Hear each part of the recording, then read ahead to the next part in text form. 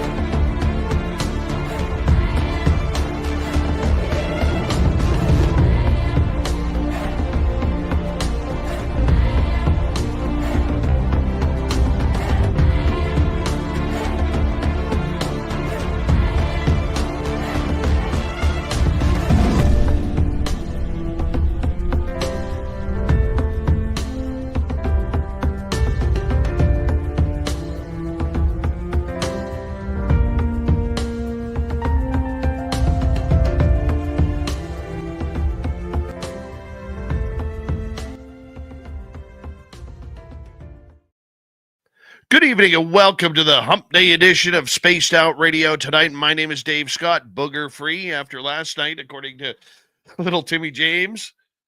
And he's in studio tonight. We got a great show coming up here. John Ramirez, former CIA agent, is here with us to discuss the intelligence community and UFOs. This is going to be a great show with John tonight. But before we bring John on, let us say hello to each and every one of you. We got Race Fan in the gold medal position, Eternity Eternal with a silver, Fast Hemi with a bronze medal tonight. Bar Madison, how you doing? Robert Lamoth, Byron McDonald. Looking forward to this episode. There's a Taco Time lunch waiting for you in Kamloops, Dave. Oh, yeah, Byron. That's my language right there. That's my language. All right. Little Timmy James in the chat room. How you doing, bud? Linda Thompson. Nice to see you, lovely Linda Thompson. And thank you for kicking off this super chat tonight, as a super chat is a wonderful way to support what we do on this show on a nightly basis. So thank you very much, Linda. Appreciate that. Just another guy named Harry T-Bone, my man. Paramarv is here. Paramarv will be signing autographs after the show. Line up to the left of the studio if you don't mind. To the left of the studio. Road Flare, Necessary Dialogue, Cosmic Joe, and Shaq Valet. Nice to have you all here. Frankie B, Keith McCormick, good to have you here. Kitty Caddywhack, Mel WD40 is here lubing us up for tonight's show, because you always want to go into a show about the intelligence agencies nice and lubed.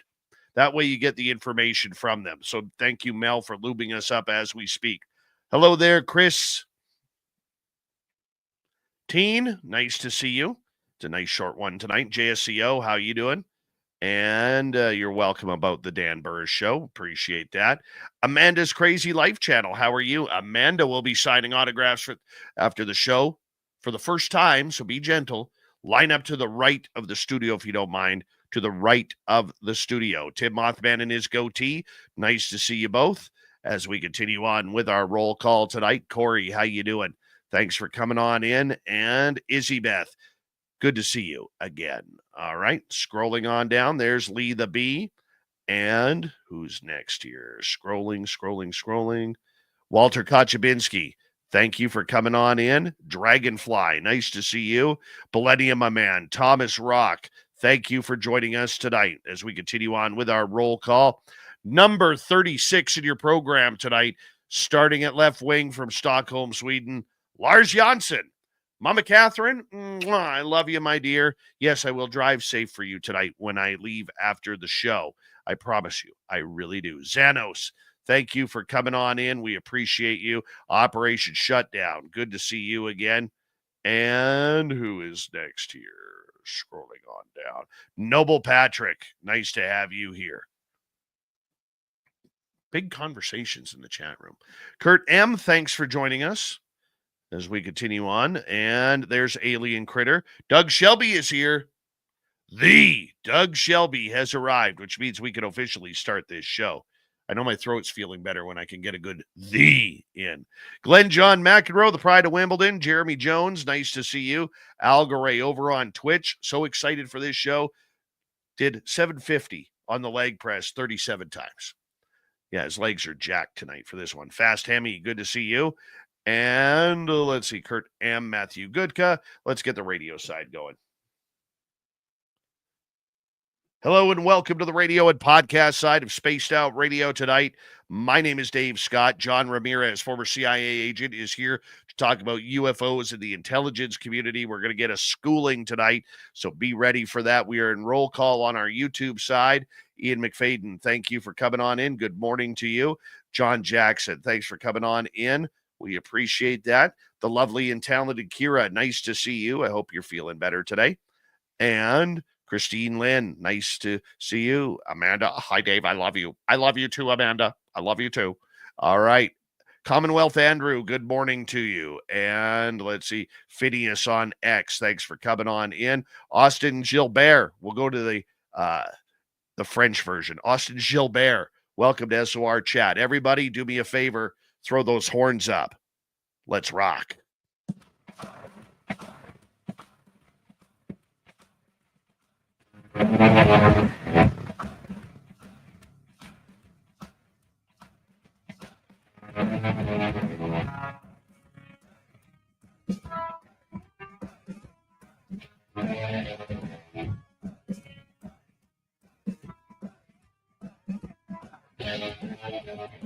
Little brother has taken control, shoveling dirt in every hole. Predators to condemn your soul, watching you and watching me. We're all connected. Good evening and welcome to Spaced Out Radio tonight. My name is Dave Scott. Thank you so for tuning frustrated. in wherever you are. This is what Haven't we faded. call Earth. You You can follow us on our website, spacedoutradio.com. it We have behind plenty of swag for you. And of course, plenty of fun. Follow us on social media at Spaced Out Radio on X, on Instagram, Spaced Out Radio Show, and help make the world a better place by visiting.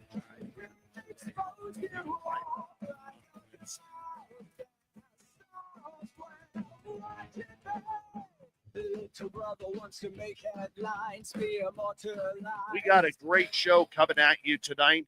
Former CIA member John Ramirez is going to do a very rare show because he doesn't do many shows anymore. But we're glad to have him here on Spaced Out Radio. It's amazing. I offered him a glass of water down in San Francisco at UFO Con, and he accepted it. I was able to put some interview medicine in there, say, come on, John, let's do an interview. Let's do an interview. And he said, okay. So we were able to lock that in. We're going to have fun with John tonight. Then in hour number 3, Swamp Dweller is here for another creepy story. We're going to follow that up with Little Timmy James and the UFO report. So let's get right to it, shall we? John Ramirez is a former CIA officer who served in various roles over a career spanning more than 2 decades. With a background in intelligence collection and analysis, John worked primarily on the Directorate of Science and Technology. Yeah, in other words, he's smart. He's a smart guy. Yes, focusing on signals intelligence and space-related operations, he holds a degree in political science and international affairs, and his work involved deep engagement with national security issues. John has become a vocal figure in public discussion surrounding unidentified aerial phenomena, after drawing from his government experience to offer context on how such phenomena are perceived and investigated within intelligence circles. And that's why we're bringing him on tonight. John Ramirez, you know, you've only been on this show once before, but this is the first time I'm going to be interviewing you. So I'm very proud. I'll get you to unmute your microphone, and we'll get this going here. Yeah, There. thanks, Dave. Thanks for the introduction there. And It was great to see you in San Francisco, my friend. I know I don't travel as much anymore. I don't do interviews. Basically, I have nothing left to say. I'm not one of those people that need to appear in these podcast interview shows. I mean, I said what I said. You can go look on YouTube to see what I've said, and I'm not going to add any more to it. I'm happy to add context to what other people are saying, and I think that's what my role will be from now on. But as far as any original information, I said everything I could. And I know I retired in 2009, so from 2009 to now, I have no idea what's going on back there, but I know how we work, and I can listen with a keen ear as to what other people are saying, and I can call BS when it needs to be called. But a lot of people are doing a pretty good job of coming out with information, understanding that not everything is allowed to be said right now, but they're doing a pretty good job. So here I am. When you came out and said what you said a couple of years ago, Yeah, you kind of came out of nowhere and started speaking about this topic. And then all of a sudden, poof, you said, that's it. I'm done. yeah, That's enough. right. Yeah. And what motivated me to come out was there was an impression that after Blue Book closed in December of 1969 and officially declared closed in January of 1970, that nothing went on until 2017.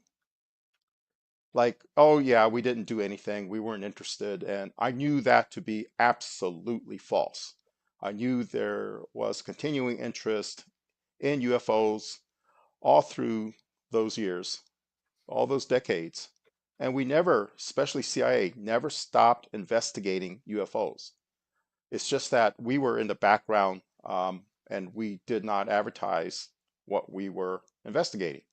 And I wanted to bring out, first of all, demystify the intelligence community, the alphabet soup that is the intelligence community, as to who does what, to whom, and also try to put some context as to what we were investigating during those years.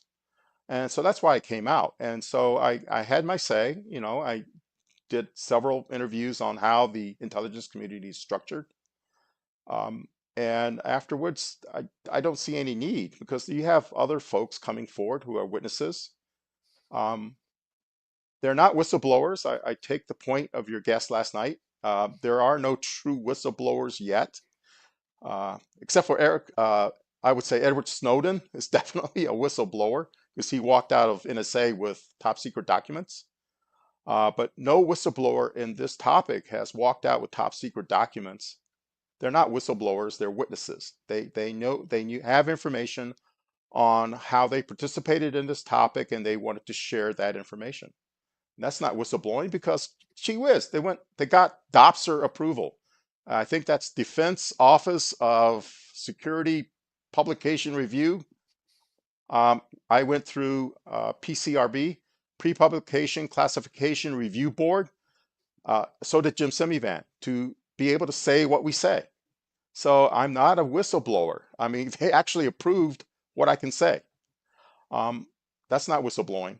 So I just wanted to bring people update on what the IC really is like, who does what. Particularly, I had one slide in that infamous slide deck with 74 slides in it. One slide that I said way back when, my first interview was with Whitley Strieber in October of 2021. And he said, I never heard of NGA, this National Geospatial Intelligence Agency. What is that? And I said, Whitley, that is the most important agency if you're interested in disclosure. That is the most important agency, NGA. Mark my words, NGA is where the data is going to come out of, because they have all of the data. They take pictures all over the world. And they also are responsible for taking pictures out into space. Sometimes they turn those satellites around and look to see what's coming at us, or to look at other people's satellites, other nations' satellites. So they have the data. And sure enough, where did David Grush come from? NGA. And Whitley says, I never heard of it. My second and third, fourth interviews with various podcasters, they never heard of NGA. So that's my contribution. NGA is the most important agency in the IC, not NSA, not CIA, not NRO. and not DIA, NGA. They have the evidence. They take pictures of what's in space, more so than what NASA does. Wow. And in And fact, that NGA and NASA work together, and NGA has mapped the moon for NASA. I want to ask you about when you came out. How did that happen? And do you have to ask permission to talk about this, or were you asked to come out and talk about this? No, I wanted to come out. I was, here's the background story. I don't think I've shared with anyone. Danny Sheehan and Mark Sims and I had a private Zoom conversation. And I explained to Danny, he heard about me through Mark Sims. I explained to Danny what my background was within CIA and why I was interested in this topic. And something that Danny wrote, he wrote that he didn't use my name, but he wrote, yes, a former chief of electronic intelligence at CIA said this, that, and whatever, right? It's supposed to be a private conversation. He didn't use my name, but once he used my position title, CIA could go right back and said, okay, who were the former chiefs of electronic intelligence in our agency? They would have come up with my name. And so Danny, in a way, helped me out myself. And because of that, I had to scramble, put together a slide set, contacted CIA, said, hey, I want to join the UAP conversation. Here are my slides. They approved everything in that 74 slide deck. They approved everything. Nothing was redacted. They came back with saying, hey, it's all good. You can talk to your heart's content. And as long as you base it on these 74 slides, anything that you might build upon those slides that we already proved, you don't have to come back to us anymore. If you put out new information, you need to come back to us. So that was that. And that's why I came out, because Danny said a former chief of CIA, blah, blah, blah, said this about the UAPs and UFOs. And it was out in open source. So I had to Right. out myself. And that's why I came out. Now, had you always had an attraction to this topic, or did you feel that you just needed to contribute to this giant mystery and felt that maybe you could help out a little bit? I was always interested in this because I'm a lifelong experiencer since childhood. And I've talked about that in previous podcasts about my lifelong experiences and how that all led to being at CIA. I always wanted to be at CIA or something like CIA because I grew up in the era of the original James Bond movies, with Sean Connery, and then you got the comedy show Get Smart, which is probably Yeah. how the IC really runs, because sometimes it's like a comedy of errors, right, running around. You has the Man from Uncle, Girl from Uncle, um, I Spy. You remember all those shows in the '60s about espionage and spying and so forth.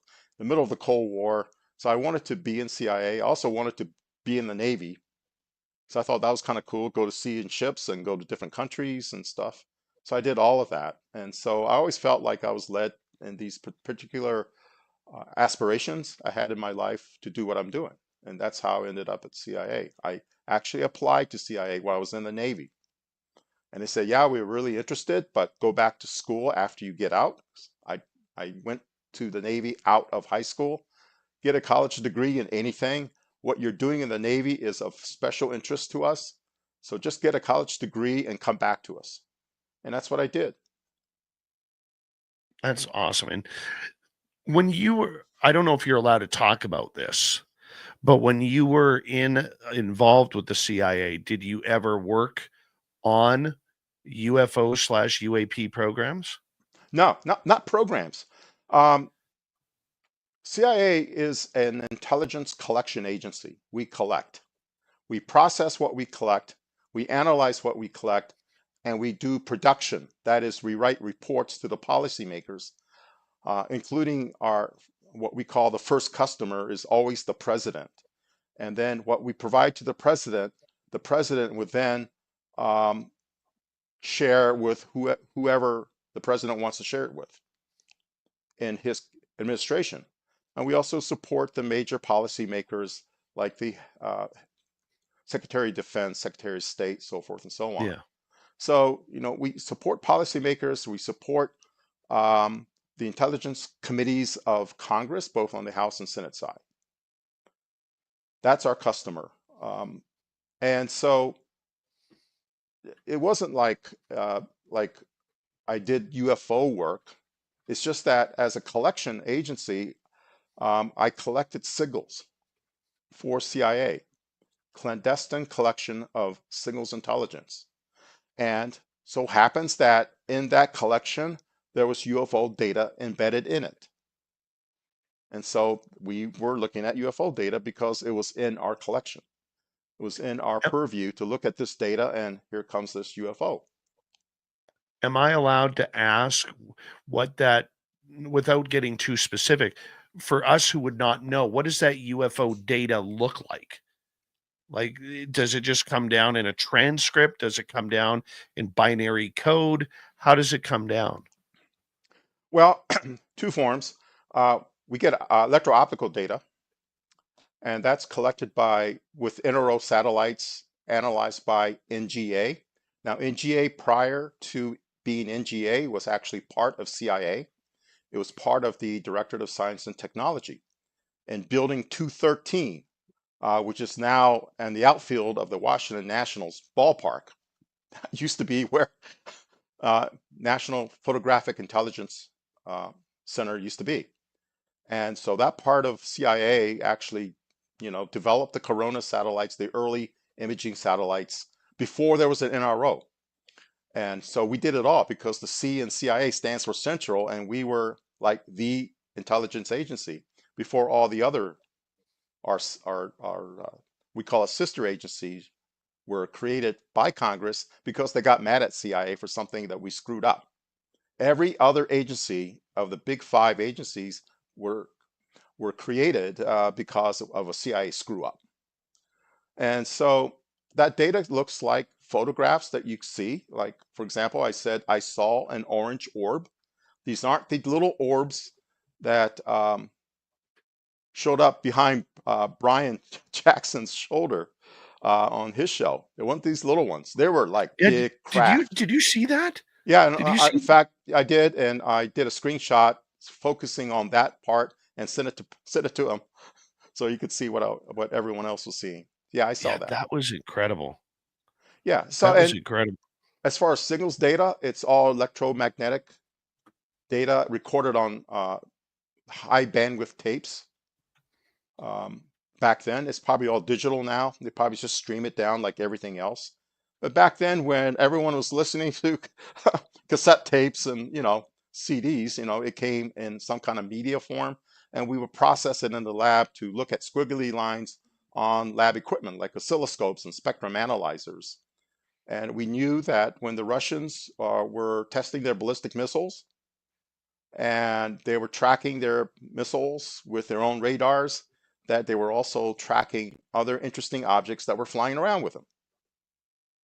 And back then, before there was a NASIC, it was Foreign Technology Division at Wright Pat.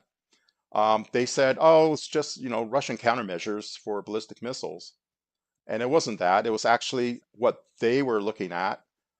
They did not know. They thought it was us messing with their missiles. We thought it was Russian technology. So same with like what Bob Jacobs said, when he photographed some UFOs messing with the Atlas ICBM. Same thing happened to the Russians.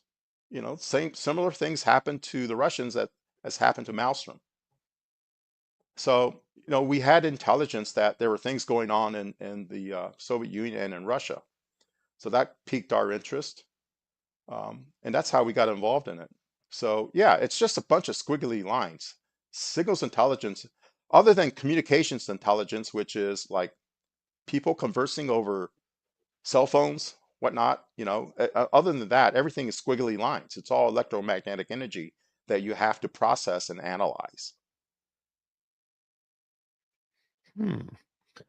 Your fascination as an experiencer of this topic, which has led you to a number of, high inquiries from people behind the scenes and in podcast and YouTube form, you know, do you think that you were able to, really add a real different idea to the UFO world while you were speaking on it?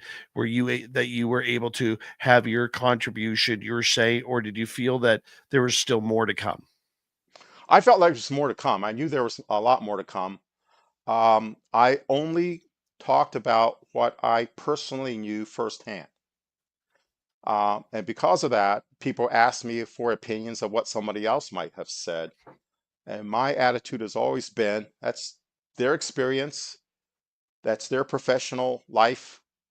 Talk to them. I'm not going to like comment on somebody else's experience. I take everything at face value, unless it's like completely bonkers, where I have contradictory information from what some witness might have said. And I said, nah, that doesn't sound right to me. Um, I just let it go at that. So I don't think I made any additional contribution. I just wanted to provide a little bit more context to at least what CIA was doing, what the intelligence community was doing, particularly with orbs.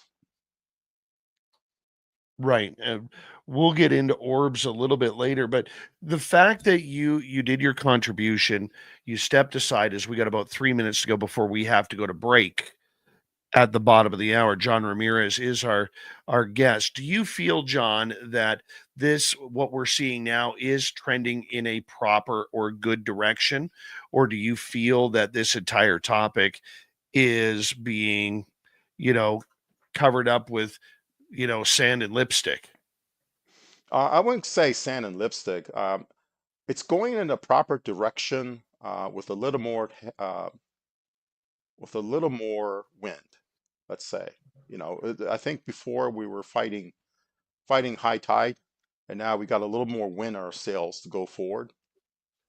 But I mean, the folks who are talking now that you see, even on the Age of Disclosure film that was premiered at South by Southwest, they're not saying everything they know. They know a lot more than what they say. And so, yeah, we're getting. I don't think we're translucent rather than opaque. We're not in any way, shape, or form transparent. We will never be transparent. We will always be at the best translucent So because does it make you laugh then when you hear, Tim Burchett almost pulling a Khrushchev and slamming his shoe on the desk oh when yeah, he's talking about how we need transparency in this field? yeah, it does. And because for one thing, he doesn't have a top secret clearance. He has a secret. That's why he couldn't get a skiff, because in order to walk into a skiff, you have to have a top secret clearance in order to discuss top secret topics. And the entire topic of UFOs is top secret still. So Right. that's in that sense, yeah. I mean, I keep saying he's on the wrong committee. Damn it. What do you say? Dab gummit? You're on the wrong committee, Tim. You should go and try to get a seat on HIPSI, the CIA subcommittee of HIPSI, if you want to know what they know. And they do know a lot more. Well, you know what? We know that they're just giving us the tip of the iceberg, you know, but I guess a lot of questions that people have is we got about 30 seconds to go here is why is this such a top secret? Why is this, being so covered up? Is it about, there's a great debate right now. Is it about the aliens and the ET contact, or is it about the technology and the toys that they are going to have? John, I'm going to get you to answer that question when we return on Spaced Out Radio for the second half hour. It's a rarity. He comes around about once every 75 years, like Halley's Comet. John Ramirez, former CIA agent, here on Spaced Out Radio. First time I'm getting a chance to interview him, even though him and I have talked a few times personally and face to face. It's a pleasure tonight to have John Ramirez. is on Spaced Out Radio. We'll be right back.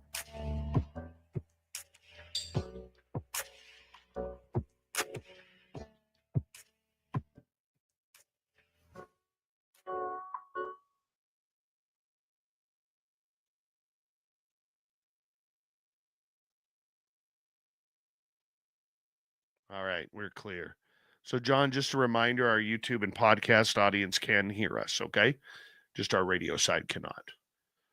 Right, and I see some great questions coming up. So someone's asked if will be time for questions. I hope so because Yeah, I have no presentation. I have no agenda. I'm going where you want to take me. yeah. And I am going to try and get some questions oh in yeah, the final half hour yeah. that we have with you. So I start your questions in capital letters in hour number 2, and I will try and sneak them in even earlier than that, guys. Let's say hello to Louise, first time in our chat room. Welcome to SOR Chat. Sarah Michelle, how are you? Donna Lair, nice to see you again. And who else do we have here? Let's see who else has come in. All right, questions are already coming in. Deborah Rooney, thank you. All right, and you know me, John. I always like to say hello to people. Me. Welcome to SOR Chat. You liars about everything. Oh, thank you. Nice to see you coming in polite for our first time in our chat room. So, you know what? You got a choice. Really, you have a choice. You can either hang out and have some fun and enjoy the night without being an asshole, or you can, you know, leave, be like the captain. Aye, and goodbye. So that's your choice. Daryl, how you doing? Good to see you. Blue Cruise, thanks for joining us. RCM Mike, RC Mike CHS, welcome to SOR Chat. And Zaruni, welcome to SOR Chat. Eli, I got your question.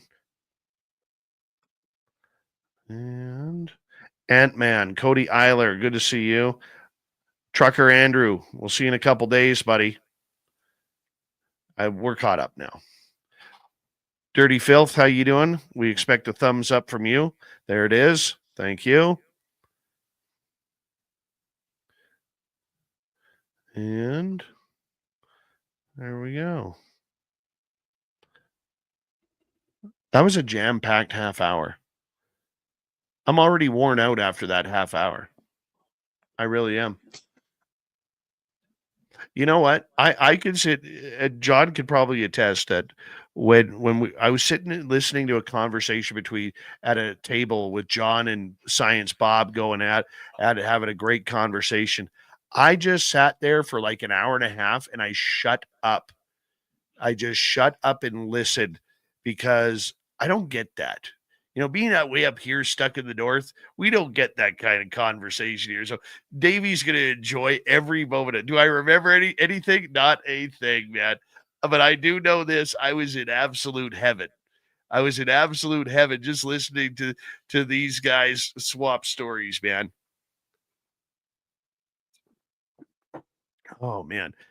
And the hard part for me is trying to figure out their lingo because they go into like these alphabet words, like like I don't know, NGO or NGA or CI, all their technical terms that they've broken down into small acronyms. Thank you. That's the word I was looking for.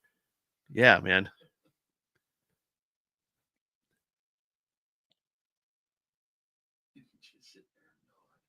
Frag Tall, welcome to SOR Chat. I'll get to your question in hour number 2. Blue Cruise, nice to see you. All right, we are caught up there. John, we got about a minute and a half here, my friend. Choosy Heretics, thanks for coming on in.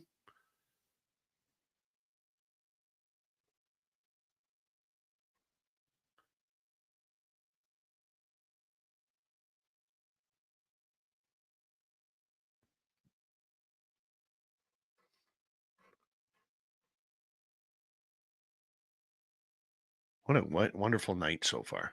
You want to crack the window? Yeah. It's a little warm in here. And you keep breaking wind. Yeah, that's me. That's right. Yeah. It's that time of the year, man, where we don't need the heat on anymore. All right. Big thank you tonight to Linda, Pam, Big Dog, Brian, Mel, WD40, Area 53, T-Bone, Bob, JSCO, and Deborah Rooney for the super chats. We appreciate the love and support. It's a great way to support what we do on a nightly basis here on SOR. Don't forget to shop at our Spaced Out Radio store. Why? We do not have ugly swag, people. No ugly swag. So make sure you check it on out. Here we go.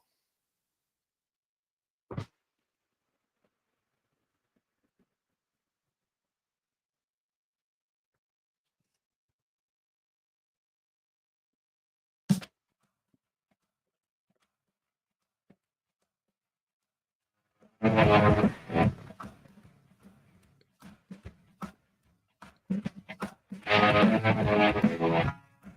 we go with the second half hour of Spaced Out Radio.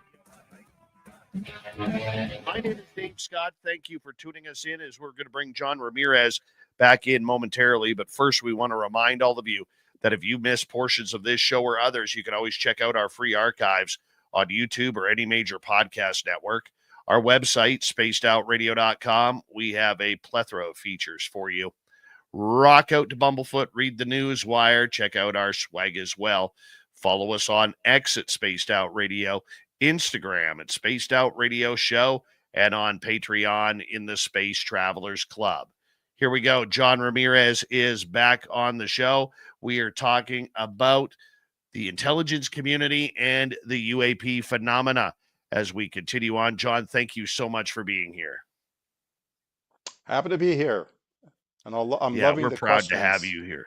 Loving the questions coming in. Yeah, they're going to be really good. We'll get to those in hour number 2. Yep. You and I had a very interesting conversation with Martin Willis and Science Bob in San Francisco, where we were talking about the way this story is being, lack of a better term, manipulated. There's a narrative that is being run. There is a few people who are kind of like the chosen ones who have taken over this UFO story. And I just want to get your thoughts on that. Is this a good thing for moving the ball forward, where they're trying to push the UFO public who's been doing this for years, if not decades, aside and say, we'll take over now. The big kids are on the block. We'll take over. I said in my very first interviews back in 2021, early 2022, I used this phrase: what you're going to experience is a controlled dissemination. And I stand by that still, because that's what you're experiencing, a controlled dissemination of information. That is to say that they will release enough to satisfy people's curiosities that there is something there, but they're not going to tell you about any of the technology that has been exploited from what I call source materials, the source metamaterials, the source craft, or even the NHI. At most, I would expect that as this controlled dissemination matures, the government will admit, yeah, we have crashed craft, materials from crashed craft, and dead non-humans. But they're not going to tell you about the intact craft that have landed.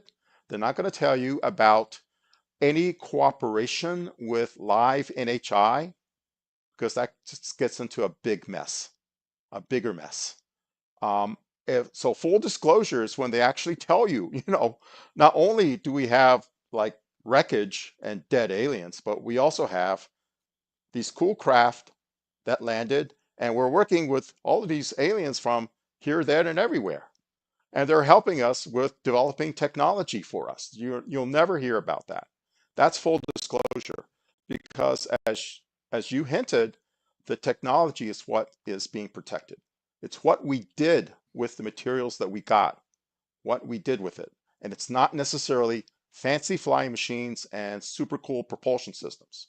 There are other things that they did related to power generation, for example. That was a big one for CIA, power. Why is that? Because all of our spy gadgets rely on batteries.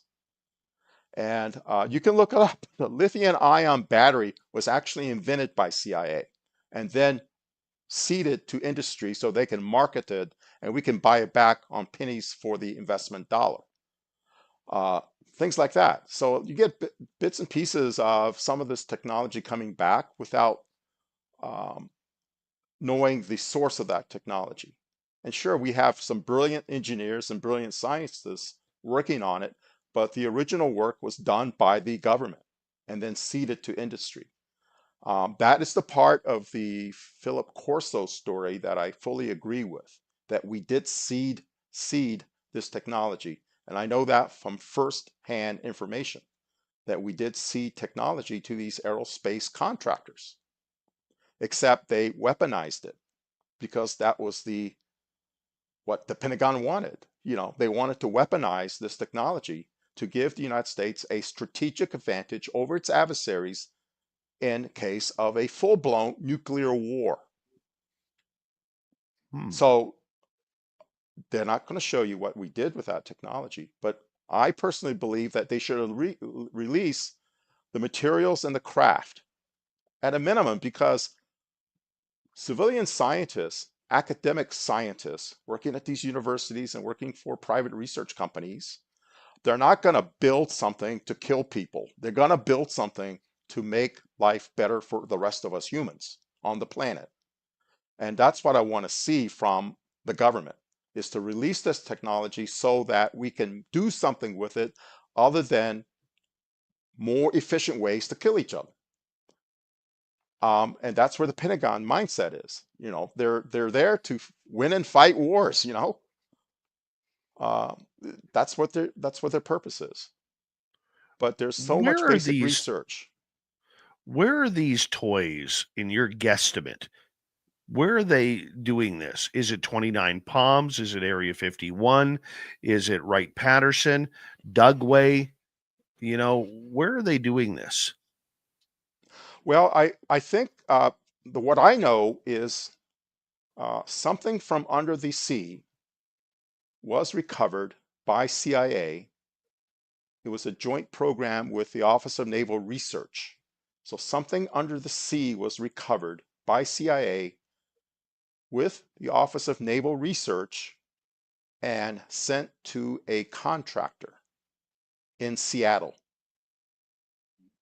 Without mentioning the contractor, you know what contractor that is. There's one aerospace contractor in Seattle, and that's Boeing. So Boeing Yes. builds airplanes, right? They also build satellites, but they build airplanes. And why would something under the sea be of interest to them? Because what was under the sea was something that could fly.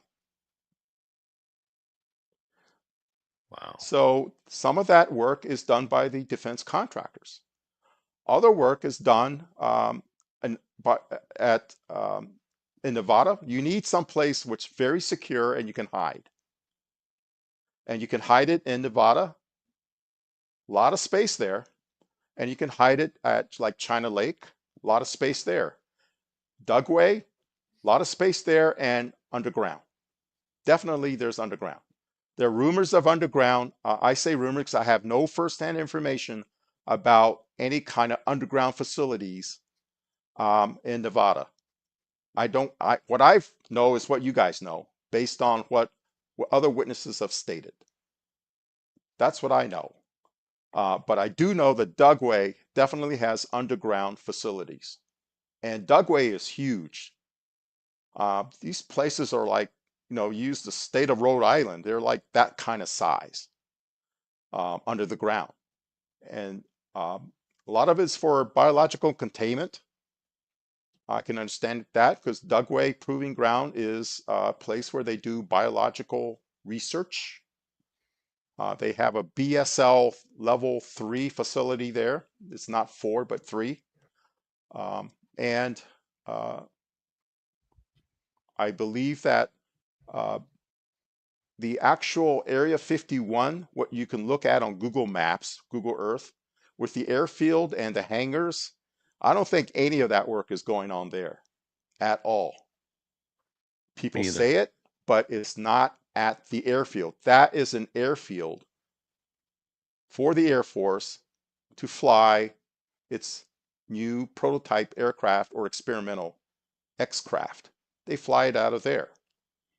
But as far as working on like UFO craft, that's a lot of hearsay, and I know people firsthand who've been there, um, and none of that work is there. They told me none of that's there. It's nearby.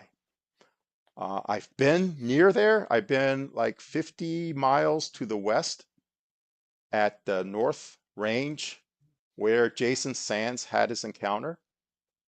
He did not have his encounter in Area 51. It's at the North Range. It's a separate area in that vast Nevada test range. And I've been there, and I know that we flew something not in inventory.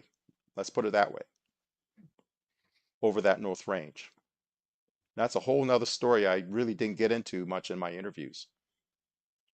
But Well, it's, you know, again, now that you first, didn't get into it much, you know, I have to ask you about it. yeah. Okay, so um, one of the things I enjoyed about, other than meeting you and Martin and of course Science Bob, it was meeting Jason Sands. He was there. He was a guest speaker there, as you remember. Yeah. And we compared notes. And he said that, yep, he and his team went to Beatty, Nevada, overnighted there, and then in the morning went to the North Range. And that's where the encounter happened. Well, I go, that's like 50 miles away from Groom Lake. Why did you say Groom Lake? Well, the officer approved him saying Area 51 because nothing happens at Area 51, right? It happens on what he calls Site 2. There's Site 4, Papoose, Site 2, which is in the North Range. And I was in the North Range doing some work with, in 1994, the fall of 1994, the S-300 surface-to-air missile system. It's a Russian SAM system. In NATO, it's called SA-10 Grumble, but we had a whole SA-10 unit, firing unit there, with all the radars, the missiles, and everything, right there in the North Range, and we were flying everything against it. Science Bob's Musketeer team was one hill, collecting signals. That's what they do. Air Force team was on another hill with their jamming pods, adjusting them for that radar. And we were like tracking everything in our inventory that could fly. F-14s, F-15s, F-16s, everything in the inventory, F-18s, everything in the inventory in 1994. Maybe not F-A-18s. Yeah, they were there. One night, my colleague Cheryl and I were told to leave the mountain. It's called Tolicha Peak. You can look it up. Tolicha Peak. It's a electronic combat range, one of two at the North Range. The other is called the Tonopah Electronic Combat Range. I was at Tolicha Peak. And I went to Beatty, Nevada, overnighted at a motel. That's where we stayed. And we drove to our range every morning. Same thing with Jason Sands. He overnighted at Beatty, Nevada at a motel and drove to the north gate of the North Range, which is closer to the Tonopah base. And that's how he got in. I went to the south. One night they had a special craft and it said, "You're not cleared for this craft." And in 1994, I was cleared for just about everything in our inventory because I worked in the office that did analysis on worldwide fighter aircraft, bombers, missiles, all of these big weapons. I had clearances for all of those systems, including Minuteman III and how they worked. But one craft we were not allowed to be near because they were having a special test. Who was there were Raytheon engineers.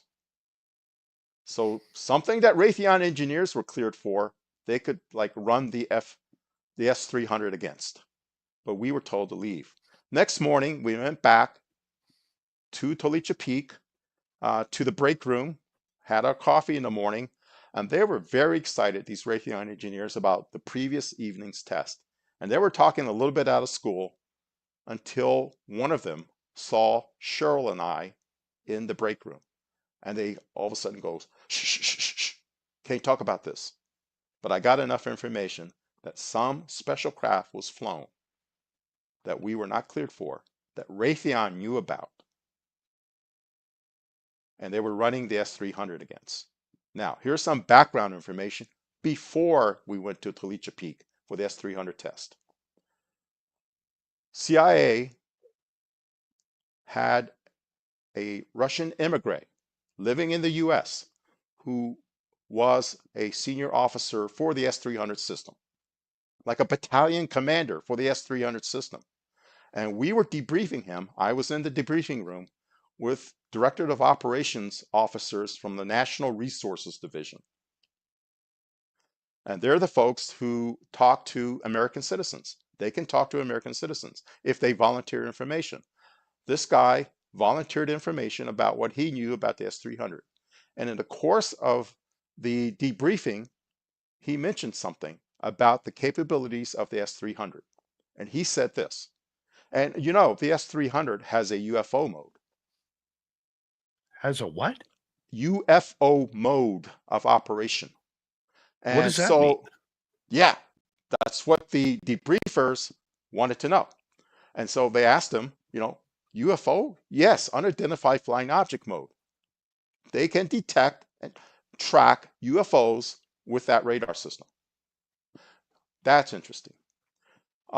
Because in the signals for the radar, which is called the flap lid radar, we did detect a mode that didn't make any sense because the radar was creating tracks, and we have ways to look at the tracks of Russian radars. Whatever they see, we can see.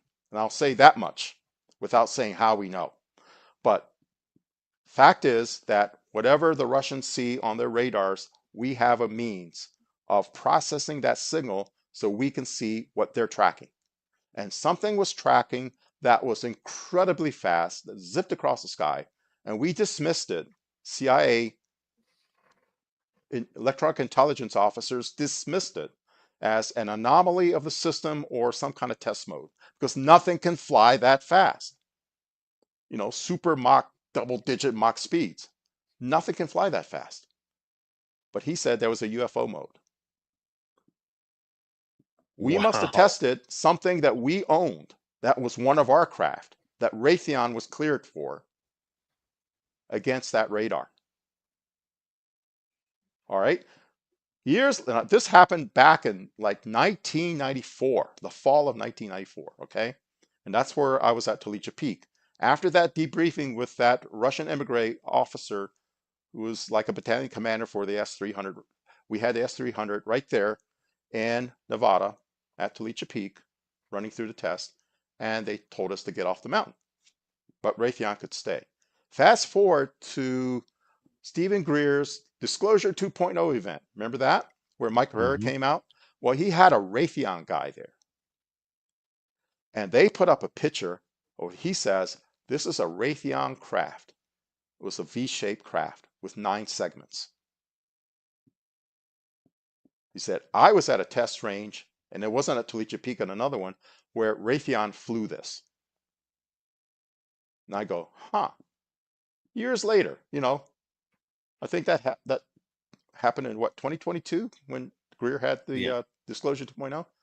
So this was like 94 to 22. I go, wow, Raytheon, that's what I suspected, that Raytheon had a craft. And this guy said, yeah, Raytheon had this craft that's V-shaped, 9 segments, and they tested it at a range, a different range. So I put it all together and saying, yep, that's probably what they were flying back in 1994. Something that Raytheon was able to exploit to run against a radar a Russian officer told us had a UFO mode. Just to see how well can this radar work against our reverse engineer craft. How does the public know what is a reverse engineered craft and what is a UFO? Simple. Aerodynamic. Our craft has wings and look like something with wings that can fly. Triangles. We have our triangles and we have our V-shaped craft. I don't think we have saucers. I don't think we have saucers. I But was we do told have triangles. we have triangles. I was told of two craft that we do have. One of them, strangely, and I could not write down the designations. My memory fails me, but this craft I remember started with the letter K. So just call it a K craft. Something with the letter K. It wasn't a TR-3B or anything like that. Something with the letter K. One of the two craft that we have. They're cislunar. That is to say that they can go from Earth and between Earth and the moon. But they're not going to be warping anywhere to another planet called Serpo or anything like that. But we can really get out there in a hurry if we wanted to.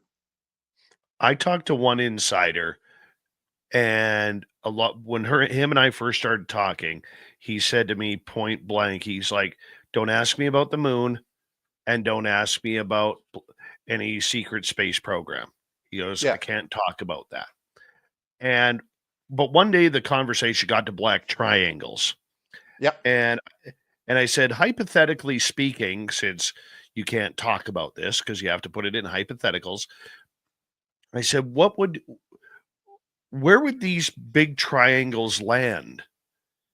There has to be a base for them somewhere. You know, they're going to be noticed going over Nevada. They're going to be noticed going over Ohio, where Wright Patterson is. They're going to be noticed. And his answer to me was, who says they land? Hypothetically speaking, who says they land? He goes, hypothetically speaking, wouldn't it be cool if we could take like a hopper up to that craft, crew unloads, other crew gets off, and they just continue flying?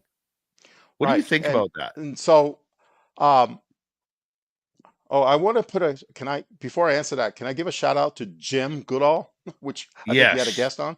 Jim, I happen to be in Oro Valley. I'm a neighbor of yours. You just don't know it. I live down the street Oh, you two off of got to get Rancho together. Vistoso. So yeah. But anyway, uh, that would be a really cool concept. What I was told about what the purpose of these two craft is something that Jim knows very well. ISR, Intelligence, Surveillance, Reconnaissance. That is the ISR mission Air Force has. Persistent ISR, not being seen. And that is what we do with these craft.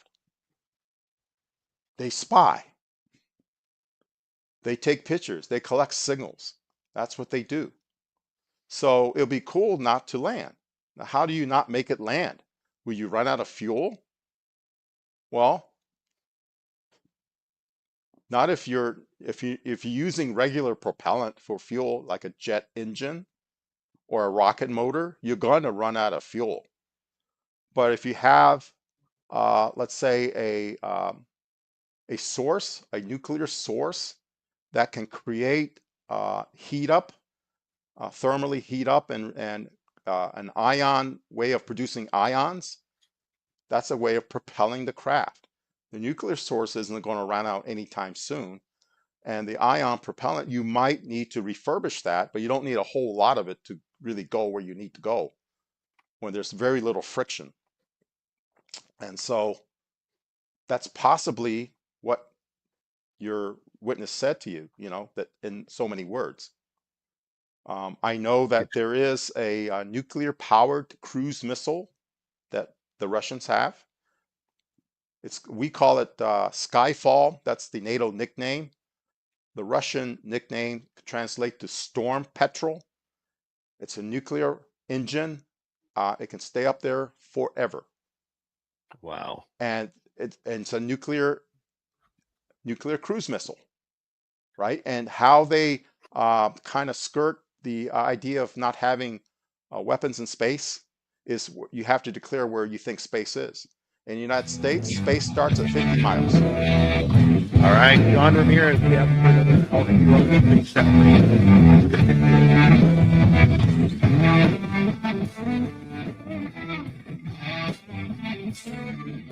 This is Spaced Out Radio with host Dave Scott.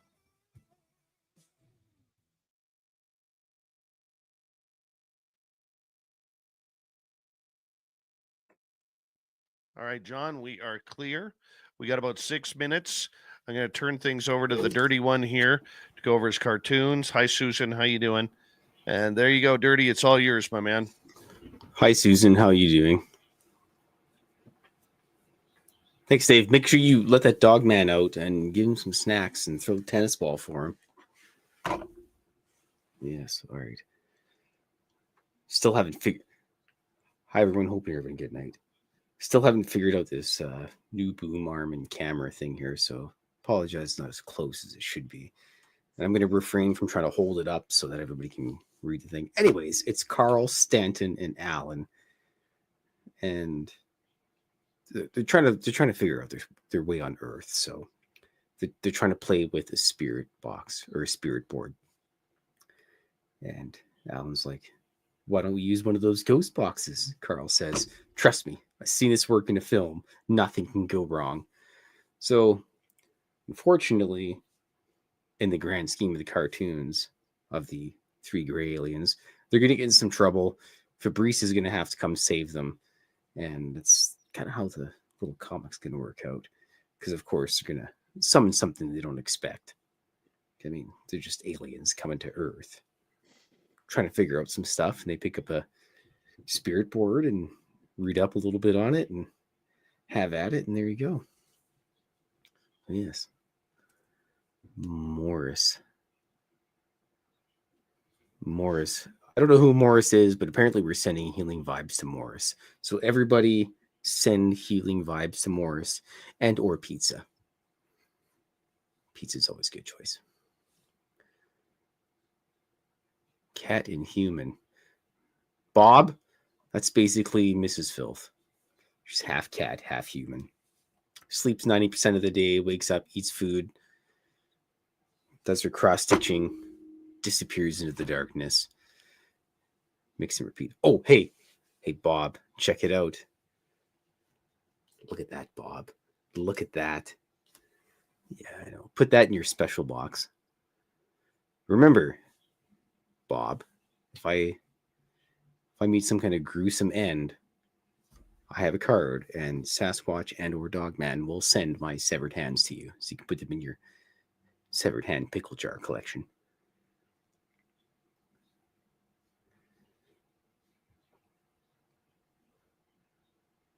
Guys talk entirely too fast. I don't know how Dave does this. He's got to have like a 40-foot screen to be able to see what everybody's saying. Hello, Fast Timmy, Woo Riders, Bob again. Anyways, I hope everybody's having a great night.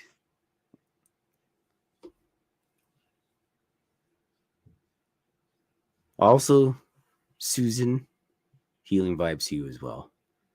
Pieces as well. And you know what, Susan? The next time you're outside walking around, you're going to find a $5 bill rolling towards you. An American $5 bill. So that's like basically $10 million Canadian.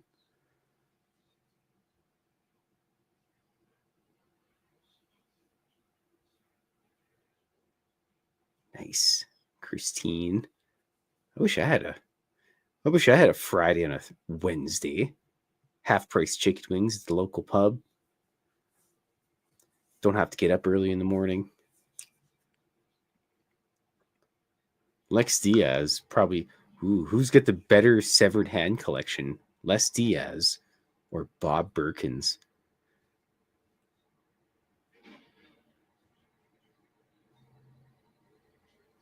Jeez, what have I done here?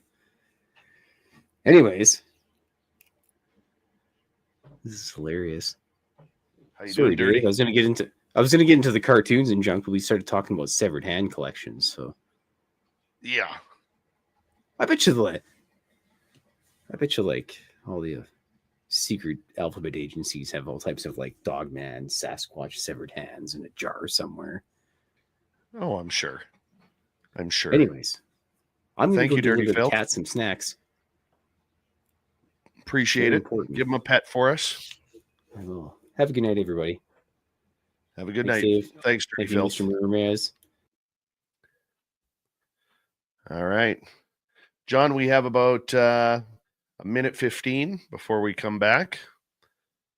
I think you're blowing a lot of minds here tonight, which is good.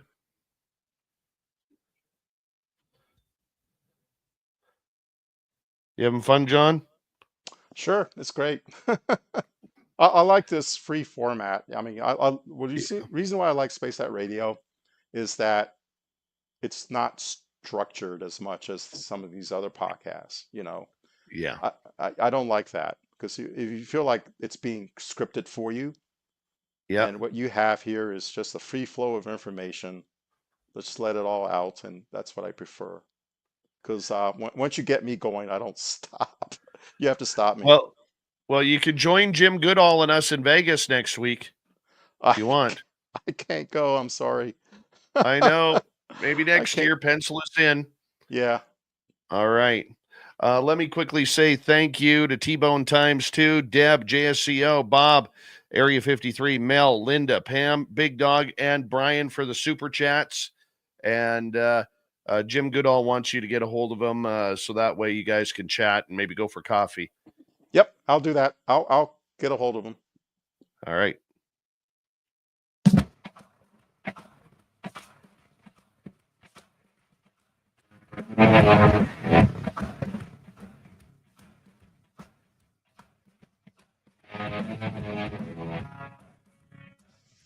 Here we go with hour number 2 of Spaced Out Radio. Thank you very much for tuning us in wherever you are on this beautiful planet we call Earth. We'll get back to John Ramirez momentarily, but first we want to say hello to everyone listening in on our terrestrial affiliates around North America, digitally on every major podcast network. Our website, spacedoutradio.com. We have a plethora of features for you. Rock out to Bumblefoot, read the news wire, check out our swag as well. Follow us on X at Spaced Out Radio, Instagram at Spaced Out Radio Show, and on Patreon in the Space Travelers Club. The Desert Clam has set the password for tonight in the SOR Space Travelers Club. Avizandum. Avizandum is your password. Use it wisely, Space Travelers, as the Clam sets the password each and every night right here on Spaced Out Radio. Former CIA agent John Ramirez is here. We're talking everything UFO tonight. And so far, if you've missed the first hour, it has been an education. Little Timmy James, our UFO reporter, he's in the background. He's like, I got to cut all this stuff up, man. I got to cut all of this stuff up, and he's excited. John, thank you so much for being here tonight. We appreciate you. Love it so far. I haven't even begun. I want to get into the, before we get to some audience questions here, the aspect of where people are finding UFO news now. You and I had that talk in San Francisco about the way that it seems to be going to YouTube influencers, and that the story of the threat narrative, and that there are certain people in this field that seem to be taking over that narrative, like the chosen ones, and nobody else is able to get news. Is that directed from the top, or is that directed from people just wanting to try and make a buck off this field? It could be a little of both. I would say that I know for a fact that the someone said, I don't want to hear about CIA. Give me the real stuff. Well, CIA is the real stuff. We've been doing this UFO work since before 1947, and that's why you're hearing CIA stuff, because we and the Air Force have managed this all along. But to get to your point, Dave, I know for a fact that there are influence operations. Absolutely, there are influence operations. There's something called the Open Source Center, which is now called the Open Source Enterprise. Previously, it was the Foreign Broadcast Information Service. It's more than a clipping server. It's more than cutting out newspaper, magazine articles, or recording foreign television news broadcasts. Their job is also to manage the open source enterprise. And they do that by influencing the influencers. They weaponized open source. How do I know that? Because I was in a meeting where they talked about we're going to weaponize open source. And they do it through, believe it or not, gaming, online gaming. There's role-playing games. Um, a lot of it has a lot of the hands of CIA in it, the hands of an intelligence community. You know how in gaming that you develop a character and somebody else develops a character and you interact with that character? Yes. Yes? Well, someone at CIA thought, wow, if we can do that, wouldn't it be cool to have one of our recruited agents in a foreign country working for us and an officer here stateside being able to contact that recruited agent, pass coded information in the context of a game? How would you detect that? It's be undetectable. In a massive role-playing game like that, undetectable. And so that's one way of using open source through gaming. And also, certain agenda messages need to be conveyed. There is no Project Mockingbird like in the old days. That was mostly print journalism, newspaper journalism that we influenced. But it's all open source, and there's a continuation of that type of collection of intelligence using open source. And we also convey agendas through open source. If we can influence certain influencers, they have their following and they can influence a large portion of the UFO community, particularly if a UFO witness latches on with that influencer and becomes a regular for that influencer, you know. So I'm not going to name any names, and I know you won't either, Dave, but I mean, you can look back at all of the sources of UFO information now, who they have on constantly, who seems to be always available to them and no one else. And you get the idea that, you know, maybe they're being utilized mutually for mutual benefit by having them speak and convey information. So I think that Yeah, goes on. because it is getting tough because, our people that listen to this show, I listen to the fans all the time. They just want to know, where is the truth? I can try and bring it. The other people may try and bring it. We're all trying to work for the same thing, but nobody's working in conjunction with each other. We're all kind of working individually. And a lot of times the audience says, where's the truth? Where's the proof? Where is the evidence that we need to make an informed decision on whether or not, this phenomena is actually real? And in the end, it's the public who gets hurt when a narrative is controlled, John. Right, yes. But the controlled narrative suits the government just fine because they're not ready to openly be transparent, and they'll never be ready to be transparent because in order to do so, we will have to reveal what we did with the technology. And that technology, as I said before, gives the US a strategic advantage over our adversaries. So I think it'll lead to some lesser level of disclosure. At a minimum, I think the government owes the American people the fact that, yes, we do have recovered crash craft and we do have dead non-human intelligence beings in our possession. But are they going to talk about any live ones, like J-Rod? Would they say, yeah, J-Rod was real? I don't think we'll hear that from the government. Unless Okay, unless so unless they preserve J-Rod's body. So, yep. from what you have been able to learn, how many species are we in contact with I have or no currently idea. working with? I have Are no there idea. people? Are there people who know?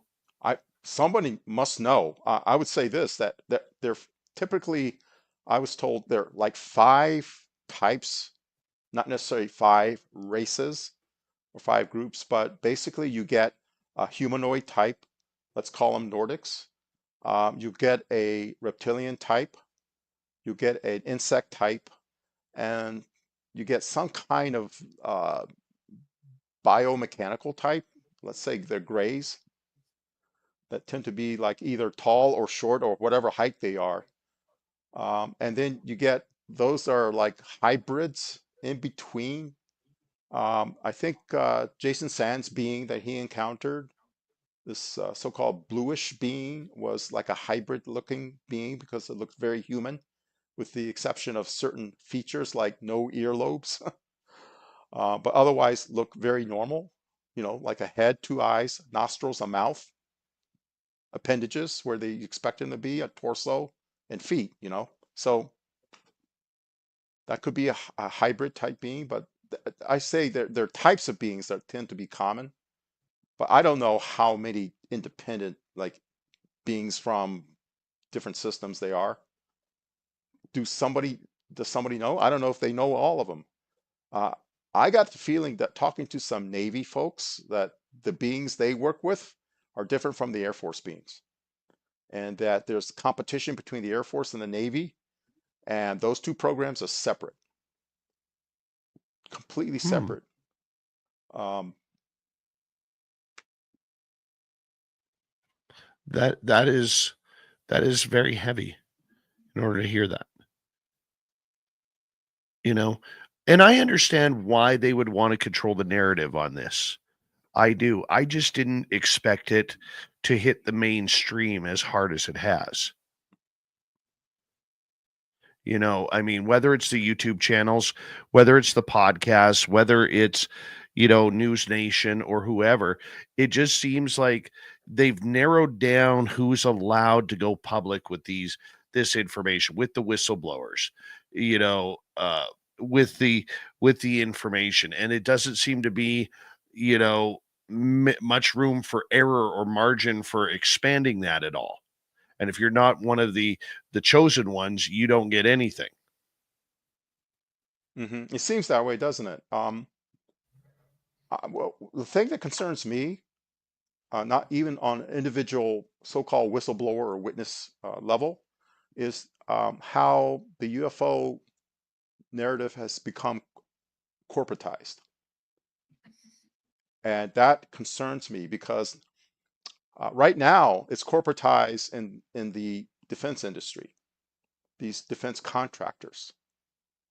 But if you even removing it from the defense contractors, is still some kind of corporate entity behind it. There is a board of directors behind some of these large organizations that you hear about now, headed by very prominent people. They have a corporate board of directors. And we know that TTS has had a corporate board of directors. And so do all these other organizations that are supposedly civilian. And if you look down the list of corporate directors, you might find ex-government people within that boardroom. That's what concerns me. And the price of admission is expensive. You don't join Yes. for free, you have to pay dues. And if you get Are you invited, talking? you're Are, not free to talk. You have to sorry, go sorry to through. interrupt you there. Are you Mhm. talking groups like Soul or Salt or any of these like Avi Loeb's group? There's so many different groups popping up. Skywatcher being the latest group, where everybody just seems to be jumping on the bandwagon because there's a potential multi-trillions of dollars on the lines here if this technology comes out. Lots of money to be made.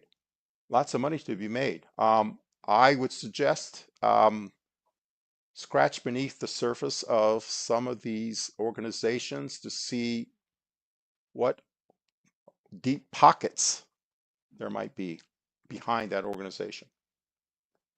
because even the movie The Age of Disclosure, that didn't come out of Lou's pocket, and that didn't come out of Dan Farrow, the producer director's pocket.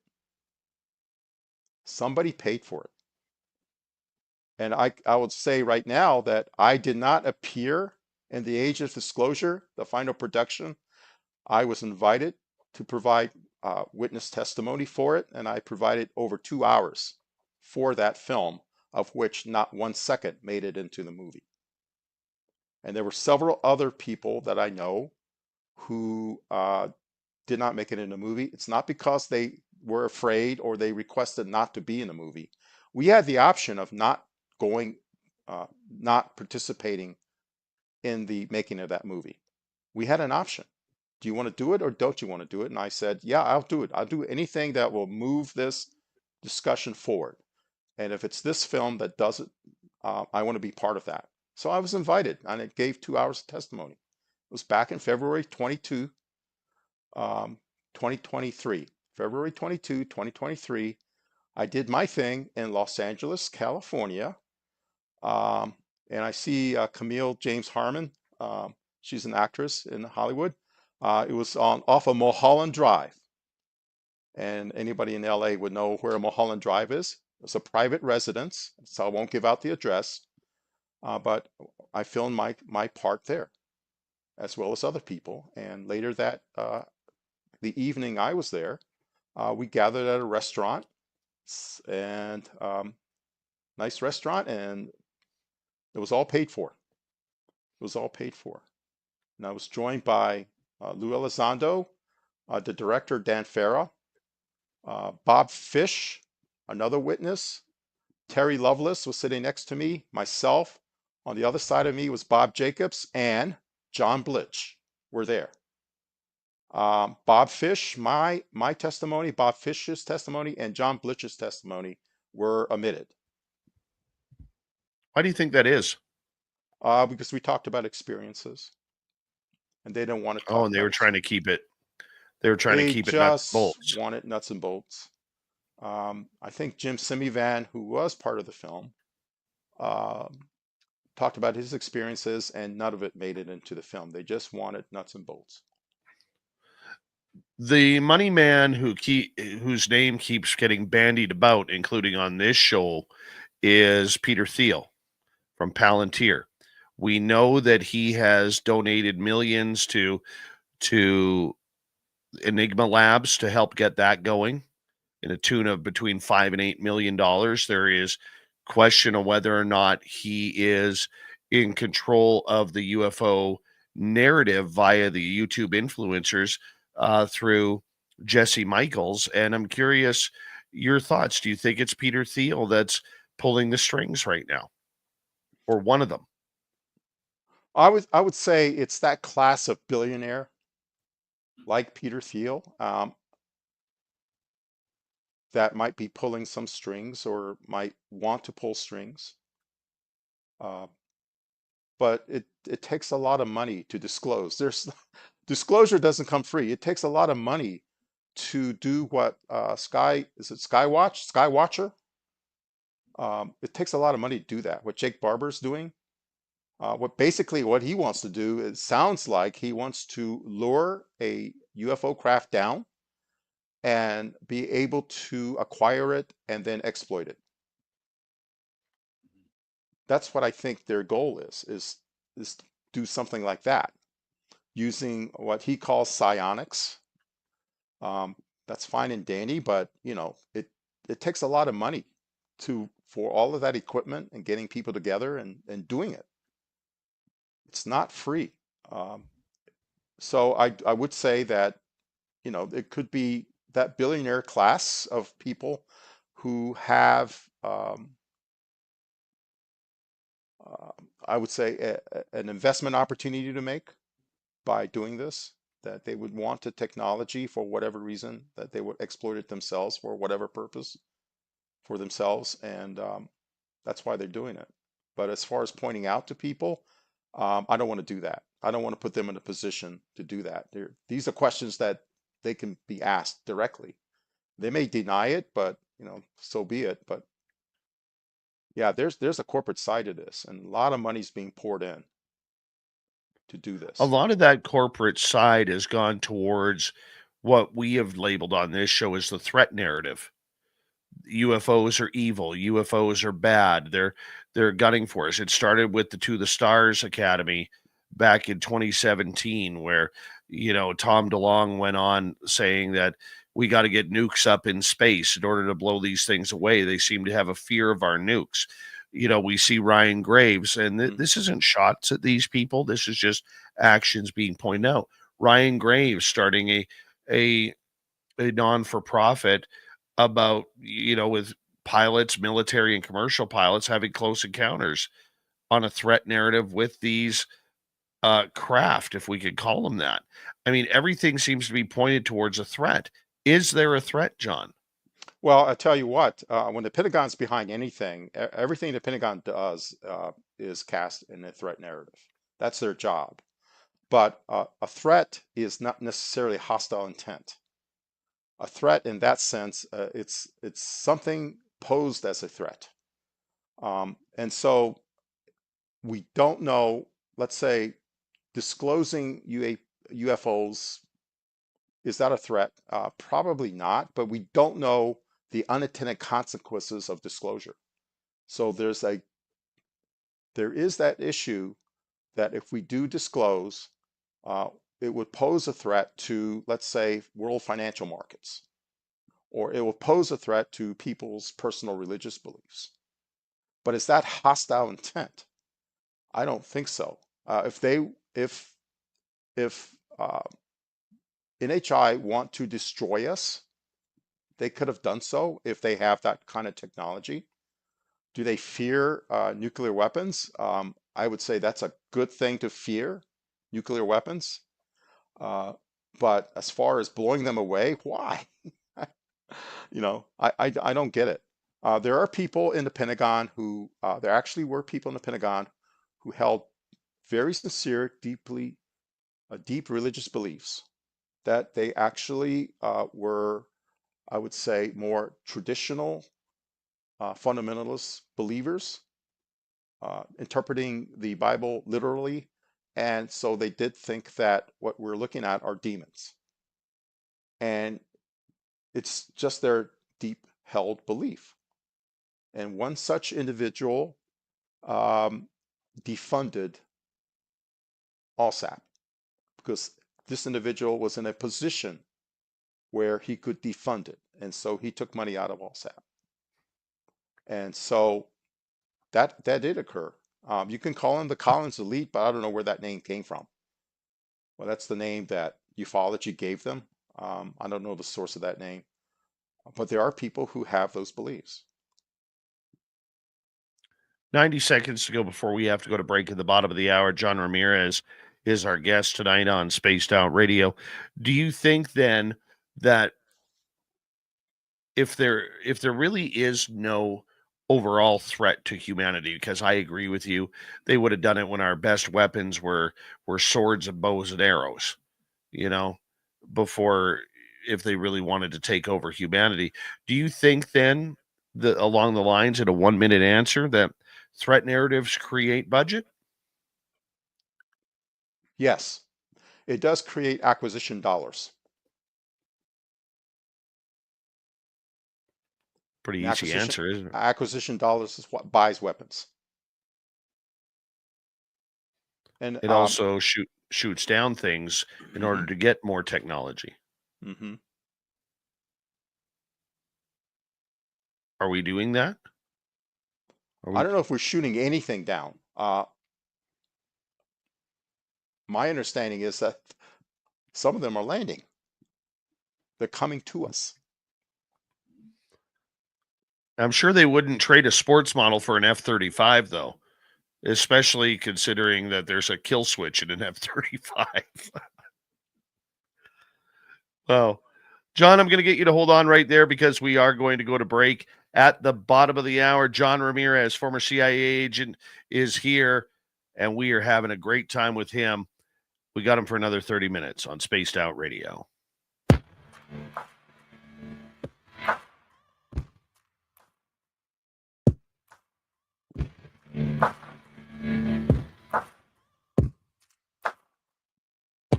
You're listening to Spaced Out Radio with your host, Dave Scott.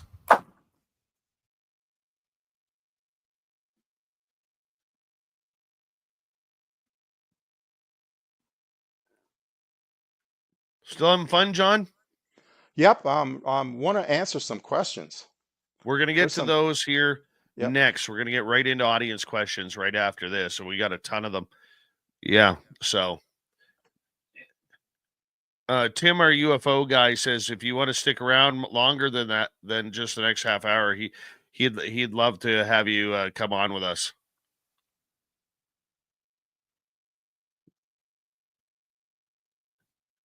It'd be just audience questions at that point. Okay. Right on. Let's do it. Yeah. He's jumping around now. He's fist pumping.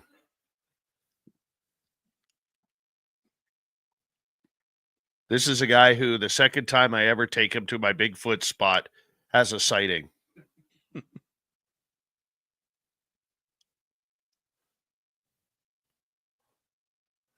All right.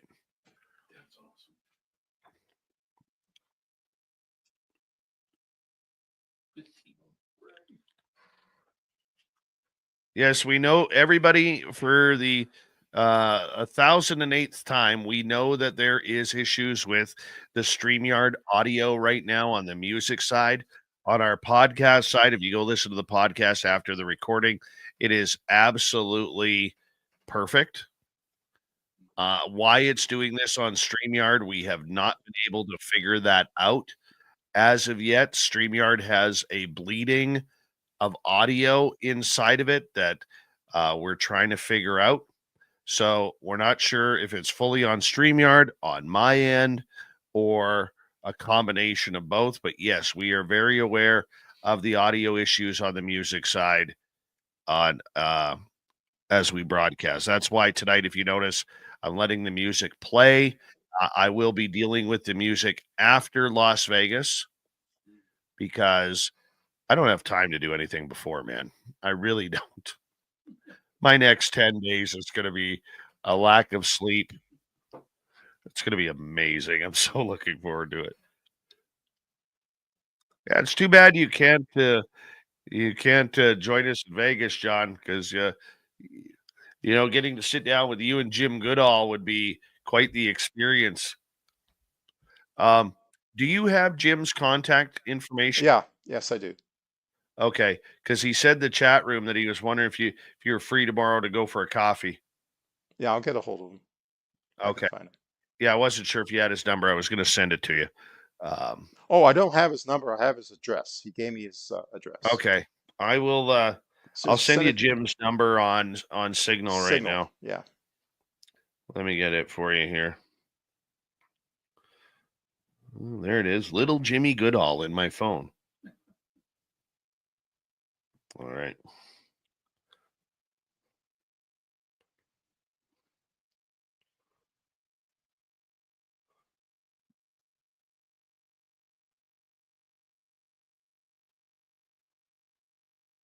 All right, I sent you his phone number.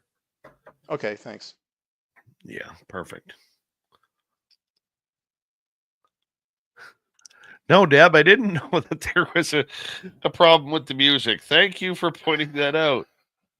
Thanks, Deb. Uh-huh. Appreciate you, my dear.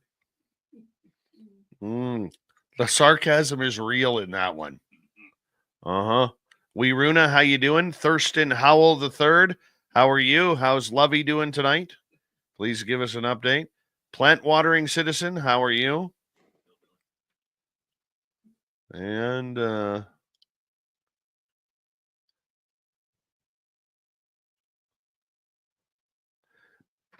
right, just so everybody knows when I get to the questions, because there's like literally about 24 questions, I am going to be asking the ones that are relevant to tonight's conversation.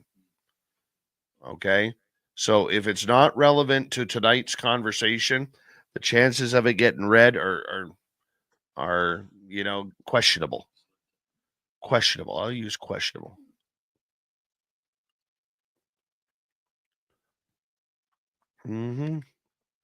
We got about 40 seconds here.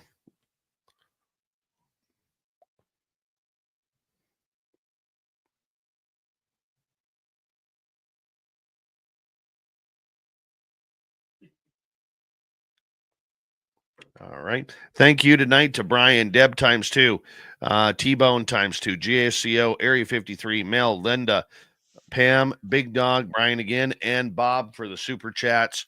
Greatly appreciate your love and support of Spaced Out Radio. Yes, Amanda, I will get to one or two of your questions.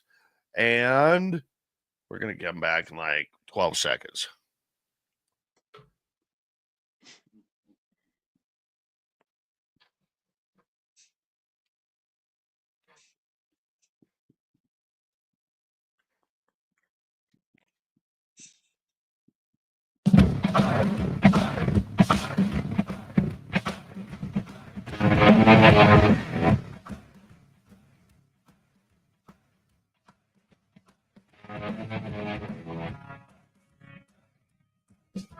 Here we go. Dave Scott, thank you very much for tuning us in wherever you are on this beautiful planet we call Earth. Hello to everyone listening in around the world, as we want to remind you that if you miss portions of this show or others, check out our free archives on YouTube or any major podcast network. Our website, spacedoutradio.com, we have a plethora of features for you. Rock out to Bumblefoot, read the news wire, check out our swag as well. Follow us on X at Spaced Out Radio, Instagram at Spaced Out Radio Show, and on Patreon in the Space Travelers Club. John Ramirez continues right here on Spaced Out Radio, and he's wanting audience questions. So if you're in our YouTube chat, put them in capital letters. We will get them to John. John, thank you so much for being here. Glad to be here. All right. Start off with Kim. She actually sat with us in the restaurant there for a little bit at UFO Con, and she is asking Harold Malmgren, because this is a hot button topic. Is he a whistleblower or just a witness?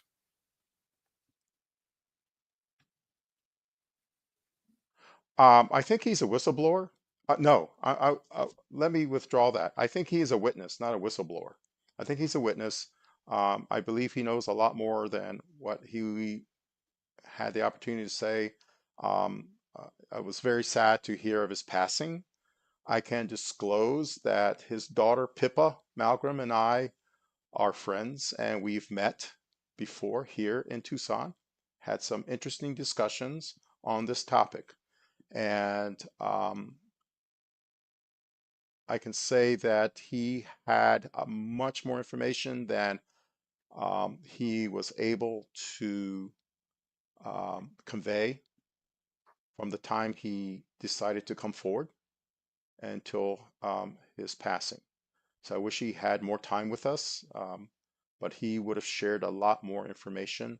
I'm not at liberty to share what Pippa shared with me because I don't have her permission to share. It's up to her to share that information, but it's very fascinating.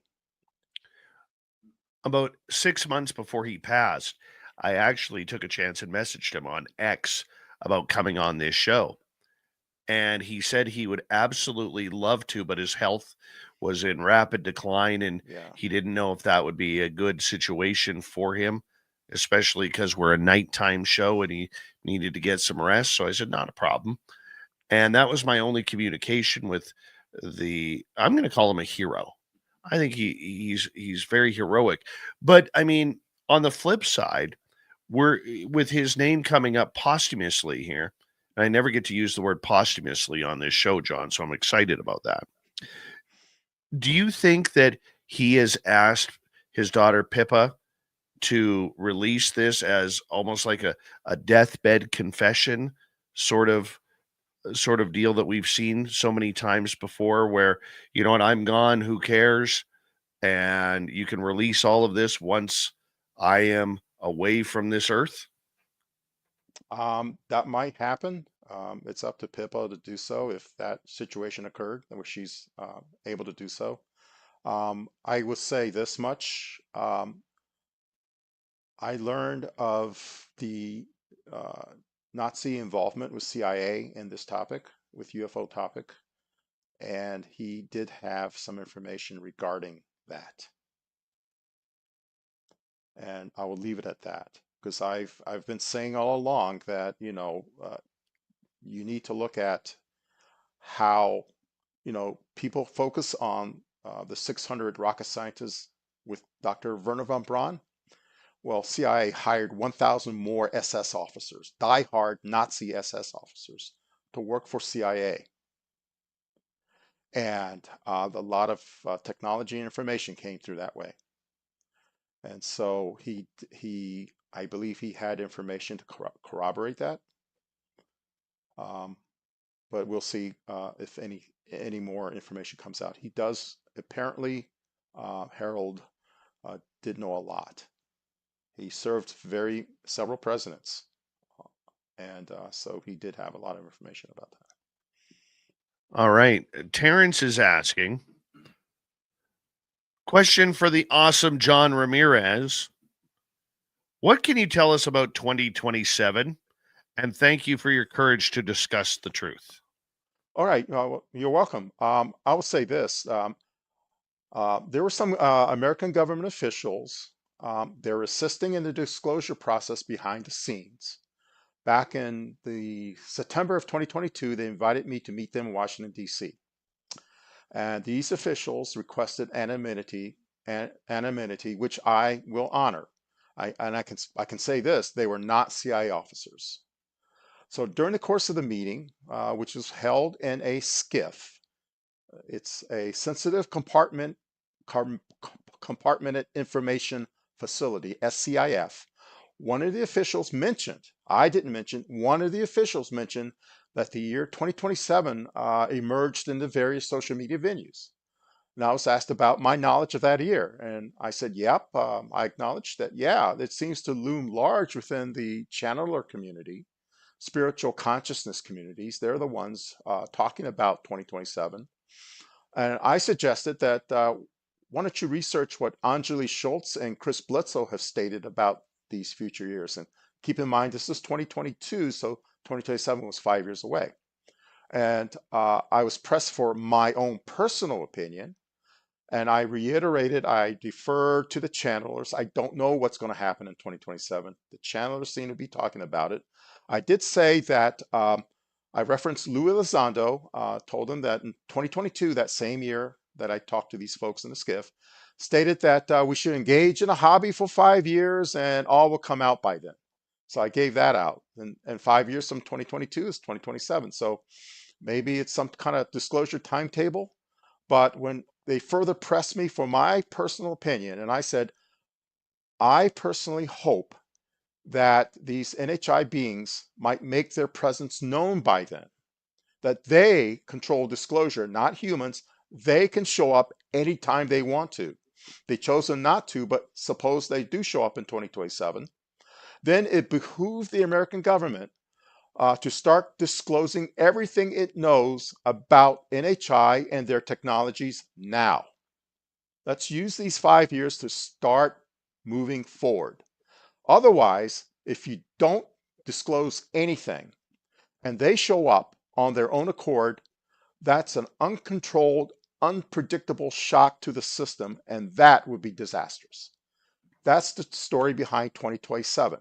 I never said that we're being invaded by ETs in 2027. They're going to land in 2027. A lot of bullshit came out in social media by these social media influencers, but that was completely untrue. It was just a discussion about what I conveyed from the channelers, quoting Lou Elizondo, and my personal hope that the government would start disclosing before they show up on their own, and that's 2027.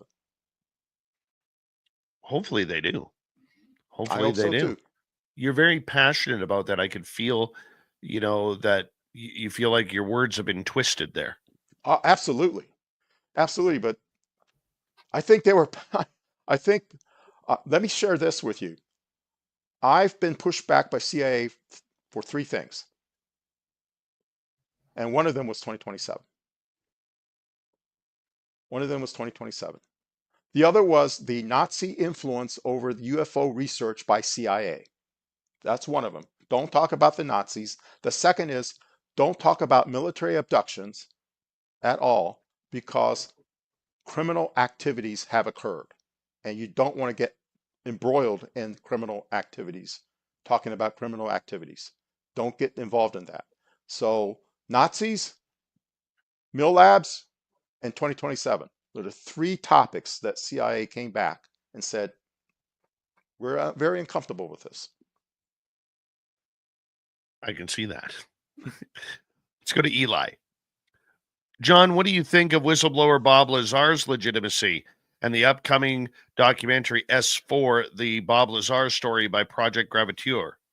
Well, I knew about Bob Lazar because a lot of my CIA colleagues and I were avid fans of Coast to Coast AM when, you know, the talk about Bob Lazar occurred, you know, through John Lear talking to Art Bell. And I heard about Bob Lazar and said, that's interesting, you know, and I wasn't able to in any way corroborate anything what Bob Lazar claimed back then.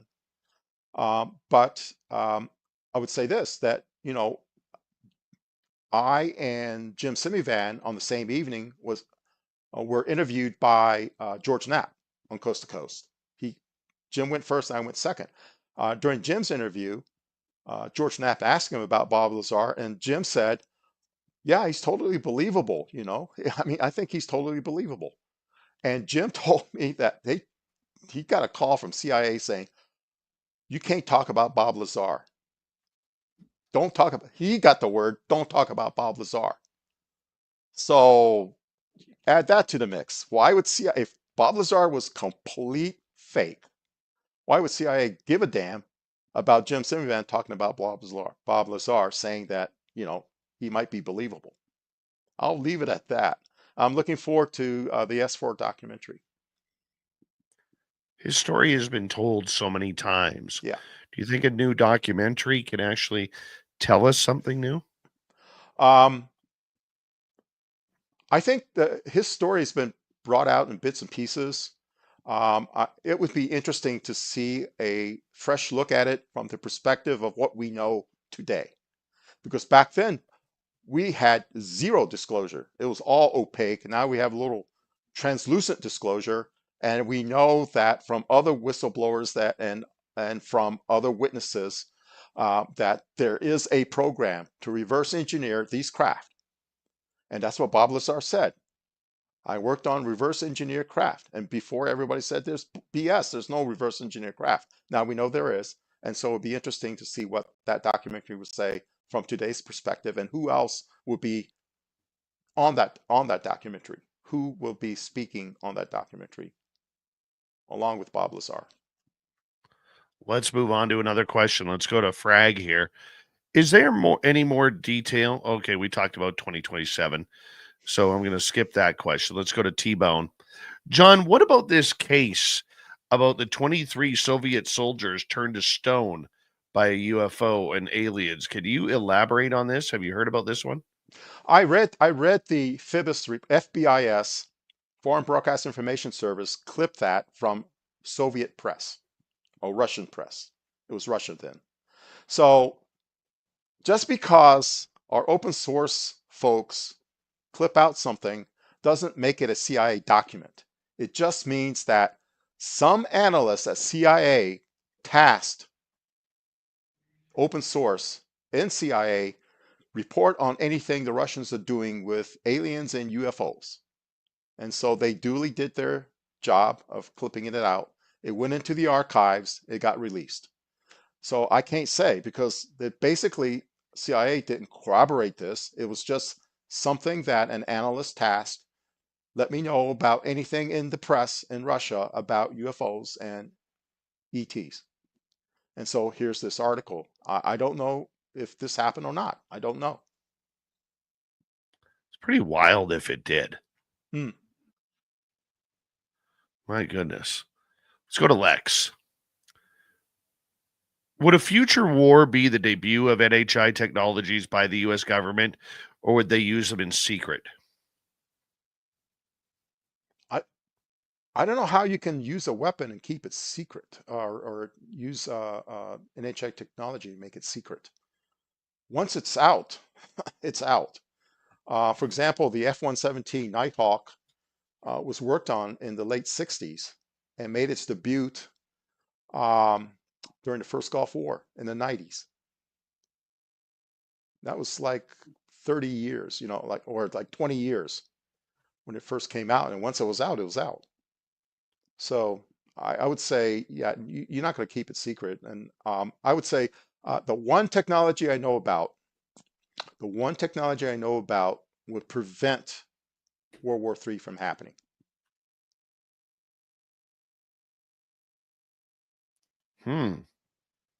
That's interesting.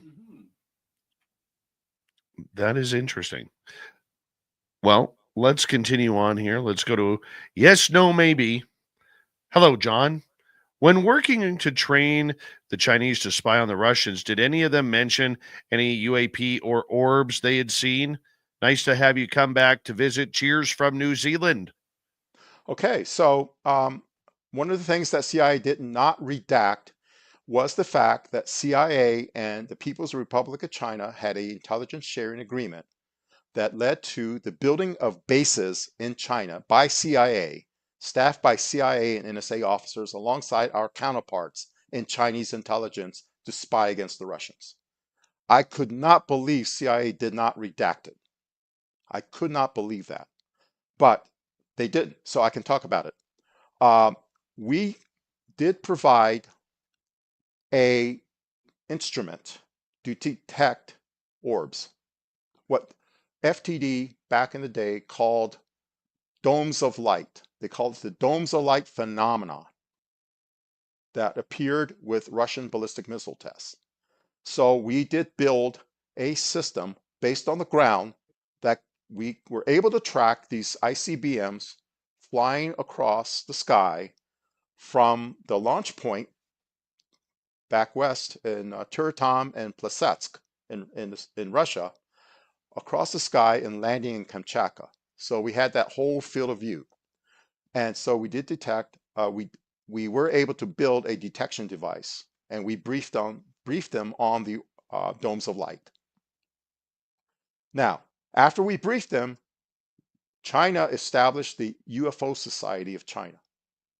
Nothing happens in China like that unless the Communist Party of China approves it. So after we briefed on these domes of light following these ballistic missiles, they started an official, semi-official UFO society in China.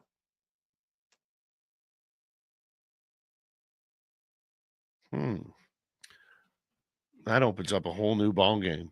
I mean, the cloak. This is why I love talking to people like John.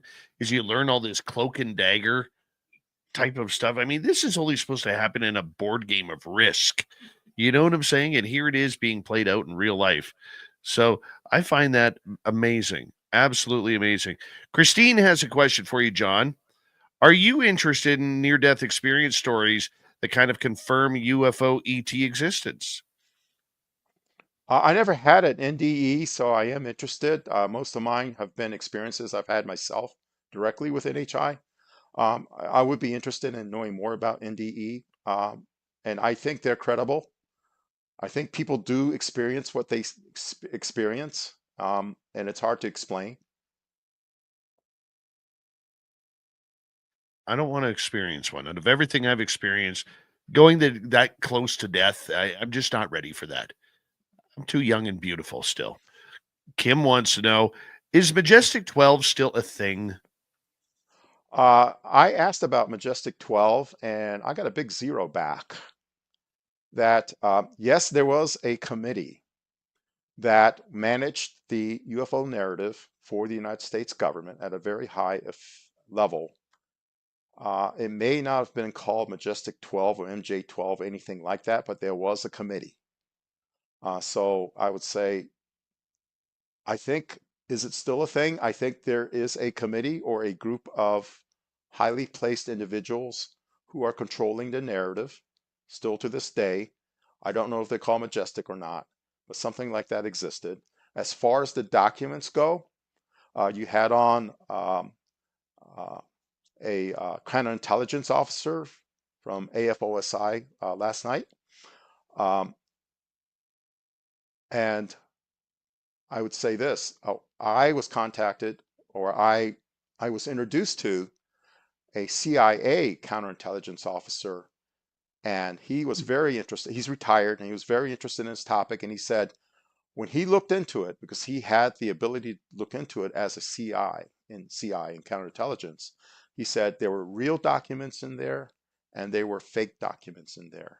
And it was released to control the narrative, to swerve the narrative into making people think about ETs from Zeta Reticuli coming 39 light years only to crash. That we wanted to push the ET narrative, the ET hypothesis. And so that was the purpose, is to like move the UFO community into that direction so that they can work on things more terrestrial based on other ETs who are not from Zeta Reticuli. You know, Zeta Reticuli has no exoplanets.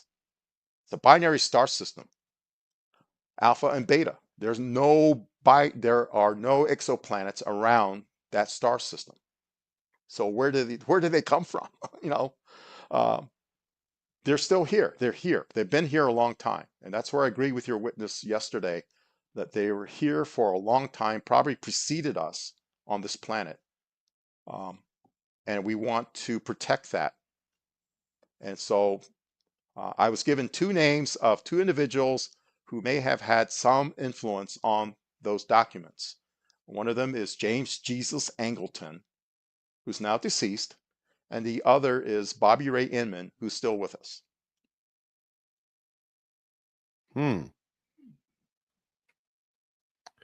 Interesting. Let's go to another question. Let's go to T-Bone here. We got 2.5 minutes. John, what do you make of the Chris Bledsoe experience?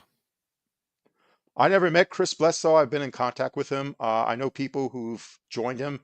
He recently held a viewing party, I guess you would call it, in Wilmington, North Carolina. I take people's experiences at face value. I didn't have those experiences like he had. I had my own experiences. I don't expect people to believe me. They're my experiences. You don't have to believe me. So that's what I make of Chris Bledsoe. I would love to meet him. He's a lovely guy, I heard. And it's interesting that he got the alphabet soup to visit him. It's very interesting, his story. I believe him too. And, you know, one of the things that I want to ask you about, because you brought up just a great point there about, you know, you don't have to believe my experiences. I don't need to believe yours. Does it surprise you, John, or does it make you scratch your head at, you know, some people out there, some of the critics out there just seem to get so bloody angry if you talk about your experiences? It's like complete anger where they turn like, where's your proof? That's BS. That never happened. You're a liar. You're this, you're that. Yeah. It's because they never had their experiences. If they had experiences like many of your audience here who are now chatting, many of them are experiencers. If they had their own experiences, they wouldn't be doing that. It's almost like envy. Experience envy. Why don't they visit me? You know, why are they ignoring me? Why they're coming to you and not me? It's almost like that going on. And when you If they come were out, real, they would show up. Yeah. I do have some information about Immaculate Constellation, though. Immaculate Constellation. Well, you can't Somebody had a drop question. that with 40 seconds to go here. Well, it's going to take a while to explain what it is, and I'm surprised no one wants to talk about it because it's not a big deal. Once you know what it is, it's not a big deal. I will take that up because we're going to hold you hostage here for the next hour, or as long as you want to go. We're going to hold you hostage here. John Ramirez on Spaced Out Radio. And you know what? We got a bunch more audience questions that we're going to try and get in. Little Timmy James is going to join us as well. And apparently I just throw my pen on the floor for some unknown reason, because that's what I do around here. Spaced Out Radio continues with hour 3 next.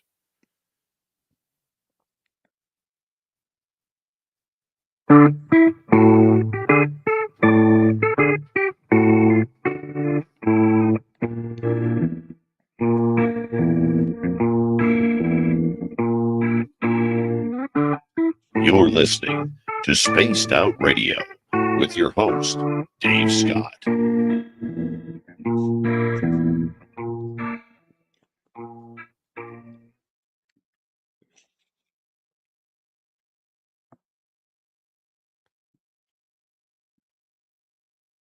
All right, John, we got about 6 minutes here. I'm going to put you in the green room, and we'll be right back, okay?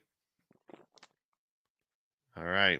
God, are we lucky? He's going to go still longer. All right.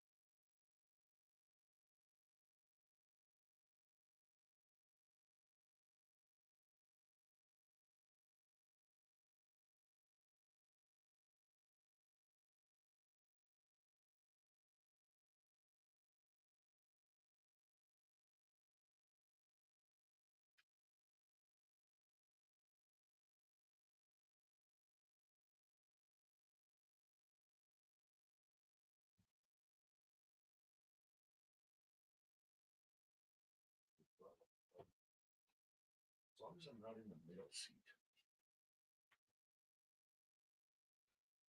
All right.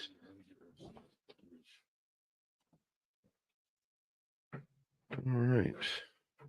Got that there. Let's set up Tim so he can come in.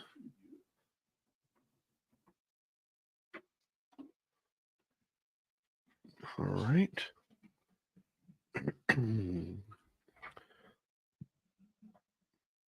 Anybody else jump in here? Let's see here. I think the beard's about 1 pound. 1 pound of beard. All right. If I do not make it to your question tonight, I apologize. I'm trying to get through a bunch of them here. And there are a bunch. Let's bring little Timmy James in. Bring John in. We got about a minute 40 here. Thank you very much to Linda, Pam, Big Dog, Brian ×2, Mel, Area 53, T-Bone ×2, Bob, JSCO, Deb, and Deb ×2 as well. Shaq and Granola Grin, thank you very much for the love. Ian in the UK, John says, thank you for going the extra mile. This is so interesting. Appreciate that. We'll do our best here, guys. We're going to come out of this or start this hour off with Immaculate Constellation. See what John has to say about that. And then we'll get right back into audience questions. Black Rabbit, how you doing? You just missed that. You'll have to rewind on the 2027 timeline. John has already answered that question. It was in the last half hour, though. 30 seconds, guys.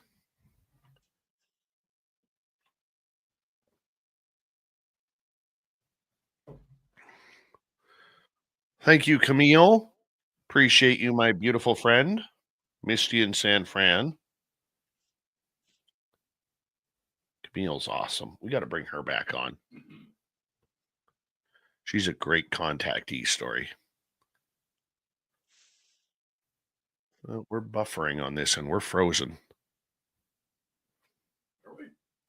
Yeah.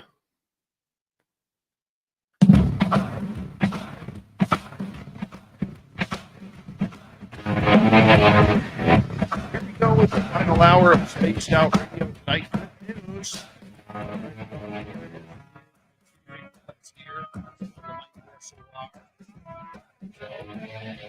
We'll bring him right back up here momentarily, but first we want to say hello to everyone listening in on our terrestrial affiliate.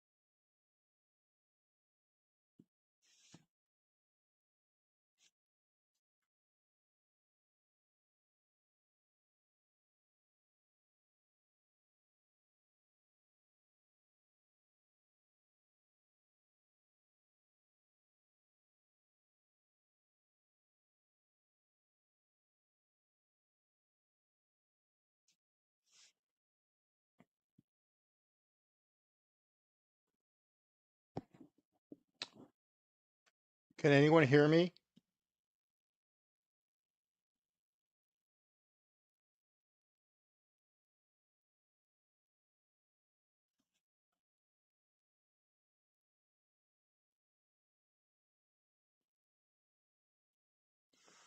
Yeah, I lost everything from Dave's side. I just have uh, uh, my camera up and I can see the side chat. Um, I've never heard of anyone at CIA saying that aliens are demons. That came from the Pentagon. There was a high official. Um, I'll say his name. I'll type his name out. You can research him.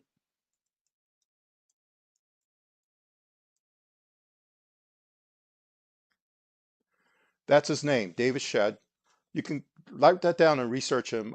He actually believed that what we were dealing with um, was demonic, and he withdrew money from ALSAP.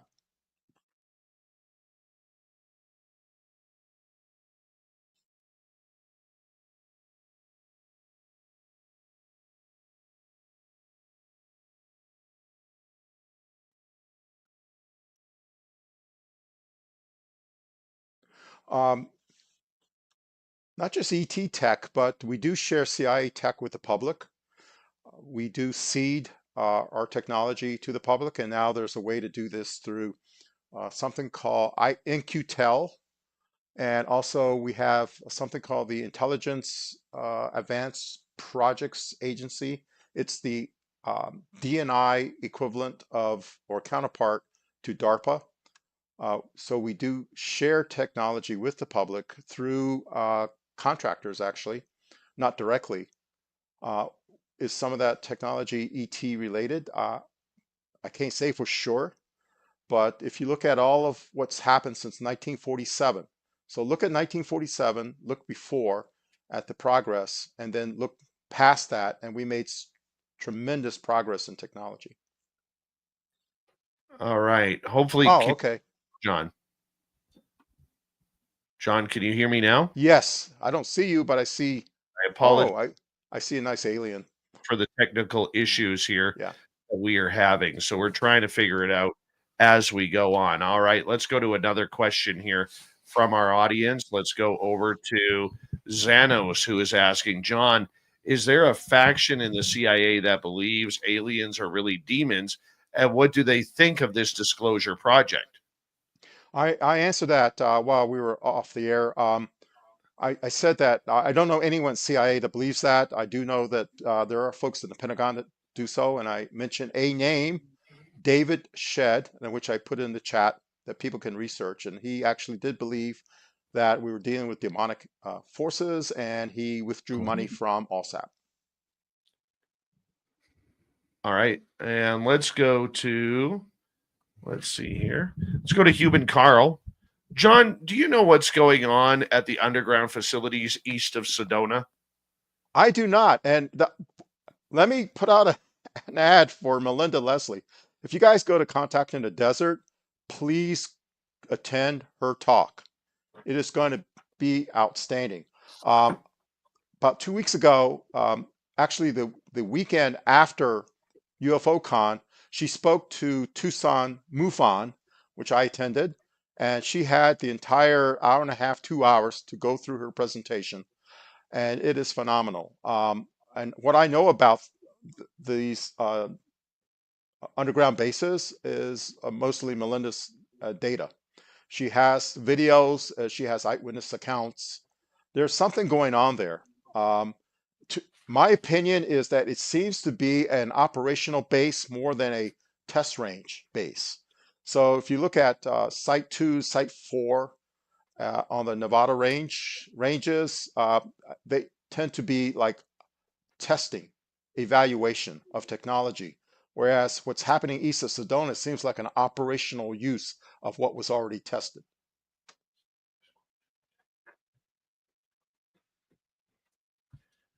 Hey, John, Tim here. So we've got a question from Chris Teen. John, have you seen any UFOs recently? No, I have not. The last UFO I've seen with my own eyes occurred on July 14, 2020. Interesting. What happened there? What did you see? I saw a large orb, like not a personal small golf ball orb, but a large craft size orb over our mountain range. As Jim Goodall knows, it's called the Catalina Mountains. And for Jim, it was over. It was over one of the not Push Ridge, but the name escapes me. That doesn't matter. But it was over the Catalina Range. It occurred during a CE6 hosted by Mark Sims. That's the radio modality for making contact. During that session, one did appear.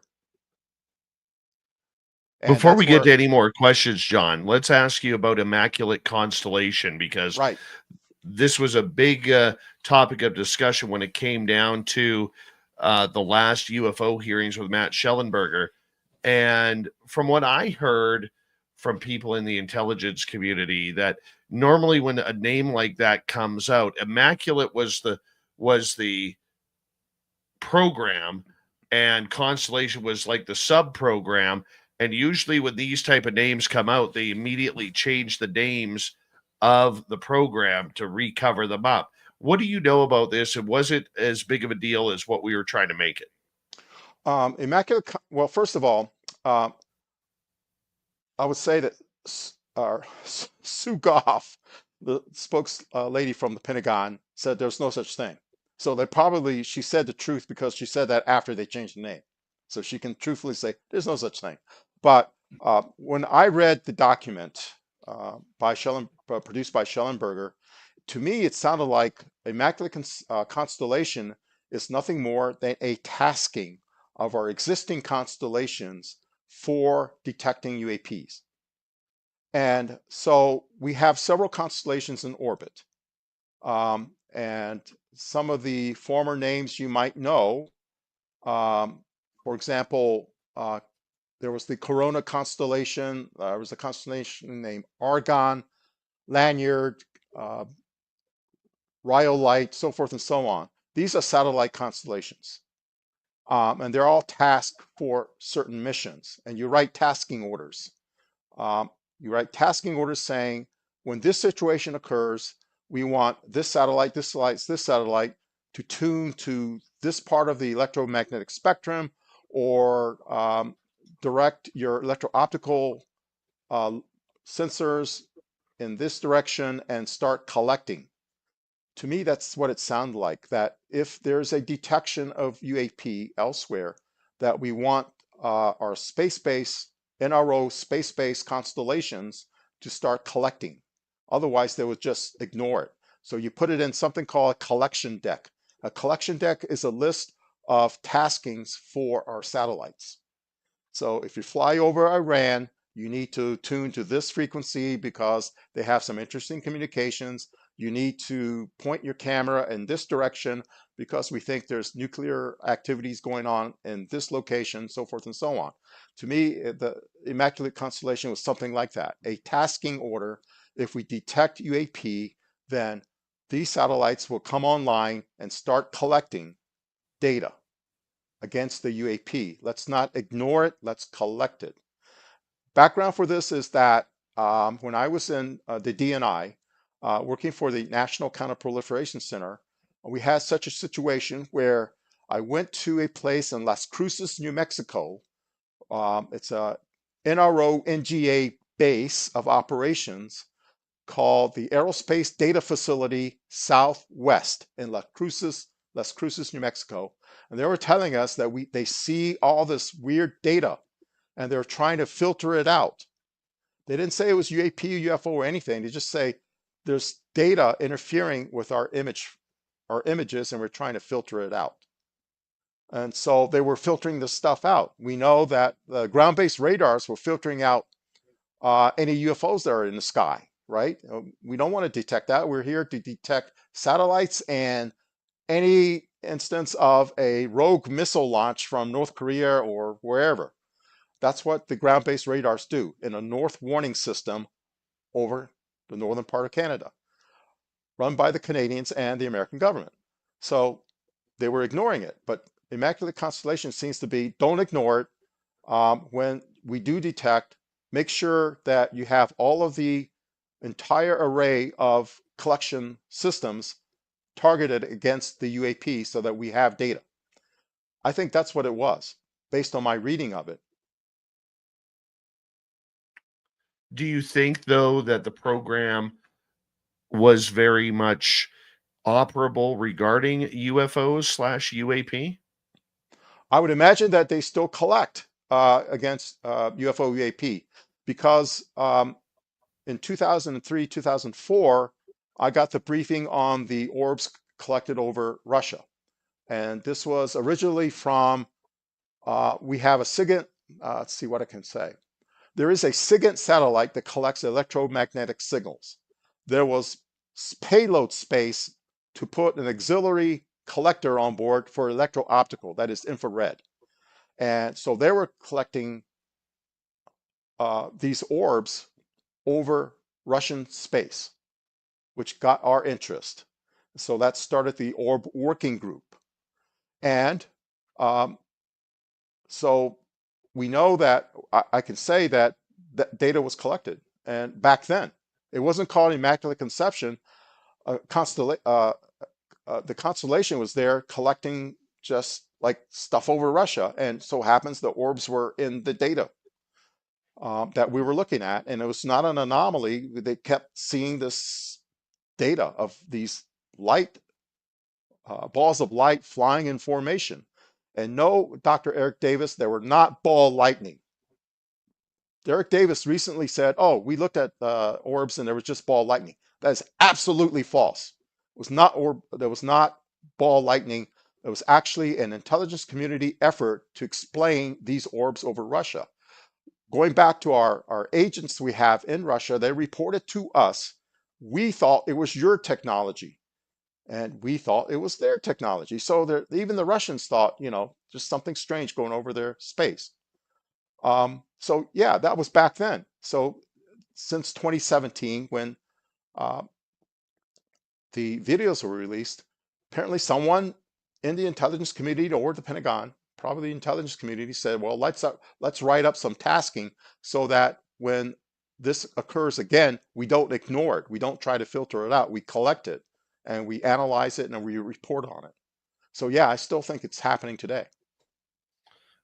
Moody Mongol wants to know, John, what is your theory? Because I've kind of gone hard on this show about UAP being man-made objects and UFOs being something else. From the information that I've gathered, Moody Mongol's wondering what your opinion of that is. Well, it was UFO all through when I was at CIA. We did not use the term UAP at all. It was UFO. But mention the orbs. The orbs are not structured. That is, it's not a metallic craft. It was some energy that we were seeing in the shape of a sphere or an orb. So it was not metallic. And it was reported that people were having some kind of communications with them, that there were messages being conveyed. A message was conveyed to me from the orb I saw over the Catalina Mountains. And that was, you know about us, and it's time for you to share what you know about us. And that's what got me to thinking, maybe I should start sharing what little I know with the community. So people got messages. So that's like a phenomenon. It's not structured craft. To me, a UFO, an object, is a structured craft. They be it triangles or saucers or whatever shape they are, cylinders like Tic Tac. That's not a UAP. That's to me a UFO. But when you see energy behaving intelligently, I would say that's the phenomenon. And so more of that was being seen because we have a lot of electro-optical collection systems in orbit. Because they were seeing, we start saying, hey, they're not just objects. They're actually something we can't explain, a phenomenon. And I think that's why we're called UAPs. I use them interchangeably all the time. All right, let's go to Queen Peachy Keen, who is asking, how many deep pockets are in Antarctica? How many deep pockets are, I don't know. But I'll give you an Antarctica story I do know. Okay. And I actually said this for the Age of Disclosure film that didn't make it.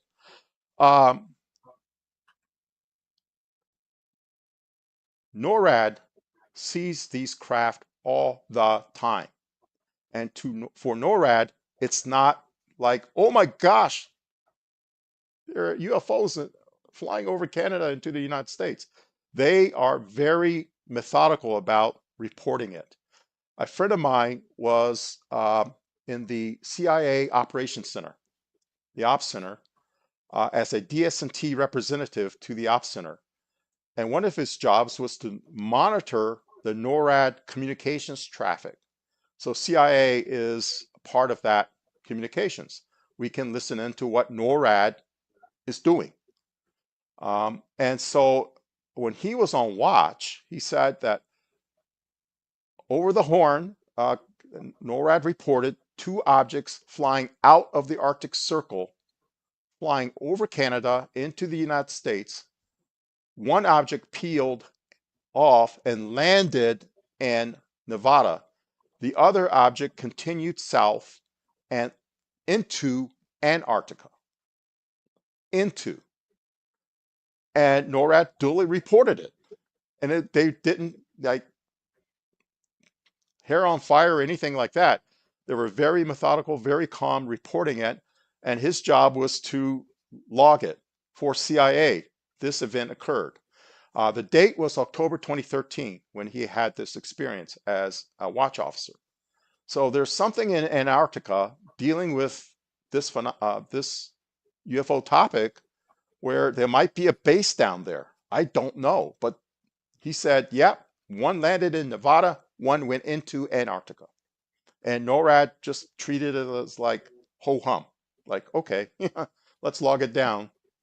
And they weren't too excited about it. So to me, it seems to say that, some of those craft landing in Nevada where there was no military action against it. I mean, just like, oh no, we need to scramble fighter jets. Nothing like that occurred. To me, it kind of hints that, some of these craft might be ours and we know about them. All right, we got time for one more question with 3 minutes to go here before we have to go to break at the bottom of the hour. John Ramirez is our guest. Let's go to Derek here. Have you heard of any insider knowledge on the secret space program experiencers while in CIA? Now, Walter Bosley last night said he doesn't believe in the CIA program at all. What's your thoughts on this, John? I never heard of secret space program in the context of Corey Goode. What he said. I never heard of that. I did hear that we do have a secret space program, but like I mentioned, these are cislunar craft, which we use mostly for spying, ISR. They're cislunar. They can travel between Earth and the moon, get there really fast, and they have the ability to persistently linger over a target area. That's an advantage over satellites. Satellites have limited view. They're flying at 18,000 miles per hour, and they got to swing that camera in a swath, taking pictures of that swath, and they can't stop. But these craft can stop and linger over an area. That's the program I heard about. So I don't, Right. for SSP from the Corey Goode standpoint, I tend to dismiss that. But yes, there's a secret space program. And the agency that runs the secret space program is NRO. They have stuff flying up there that I don't know about. Probably new stuff flying up there that I That's don't know why we about. own the night. That's right. And that's from the radar satellites. Lacrosse, Onyx, and Topaz were the 3 radar satellites that we have. Topaz is flying now. All right, let's sneak in one more question here with 90 seconds to go. Amanda wants to know, what do you know about cattle mutilations? I have no direct knowledge of cattle mutilations whatsoever. I Well, would that's have to a go quick answer. with other researchers who looked at that, like Lina Moulton Howe, but I never heard of cattle mutilations while I was at CIA. All right. Doug Shelby, the Doug Shelby, is asking, do you know anything about the Nanda Deviate or Devi? Nanda Devi? I've never heard of that. I think it's what I read about it was it's a mountain range in northern India. That's all I know. Maybe Doug Shelby has more information and can enlighten us, but I don't know. I don't have any direct knowledge of it at all. I'm just Googling it as we speak. The Nanda Devi mystery, how America lost a nuclear device, is the thoroughly riveting and sometimes bizarre story of how India and America tried to install a nuclear-powered surveillance device on top of the Himalayas to snoop on China. Well, here's a story about China. I told you before, we were in China. So That's why are we right. snooping on China from within China? We shared a lot of information with China. Those bases still exist today. I know where they're located at. I can look it up on Google Earth because I know exactly where to look. And they are growing. They're huge, and they build more of those.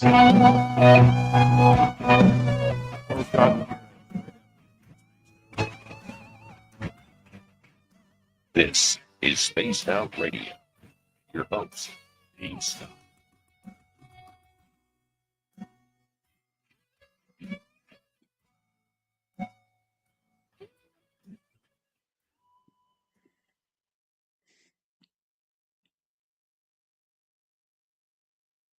Yeah, thanks for covering me there, John. I don't know what the hell happened to our camera. Turned on our second camera here, and I think Tim's handsomeness just blew the system, to be blunt. I don't know what the hell happened. My goodness. Like, I've been trying to get everything going here on our camera system, and it's just not working. No likey the camera right now.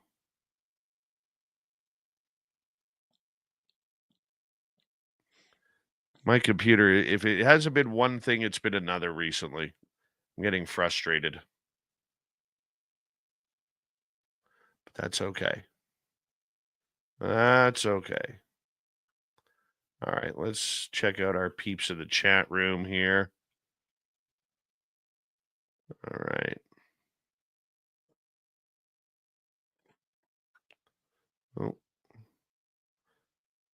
Runa is asking, John, have you met Jake Barber and any interest in getting involved with Skywatcher, like with Science Bob? No, I've not met Jake Barber, and I have no interest in getting involved with Skywatcher. More power to them. What do you think of Science Bob joining them as an advisor? I would ask Science Bob if he's not here tonight, right? I would ask him if he joins Skywatcher, will they now control his narrative? Are they now controlling where he can appear and what he can say? Well, I did ask him something similar to that. I said, does this mean you're going to be leaving SOR? And he goes, absolutely not. That's good. Yeah. His NDAs only pertain to the information that they chat about regarding the technology. Okay. Yeah.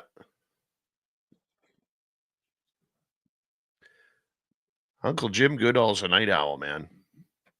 You got to realize, I mean, during the day when he was in the Air Force, during the day he was working hard. During the night, that man was cutting a rug like no one's business. Black Rabbit, how you doing? All right. Let's see here. I'm trying to find your other question, Amanda. I got a bunch of them to go through.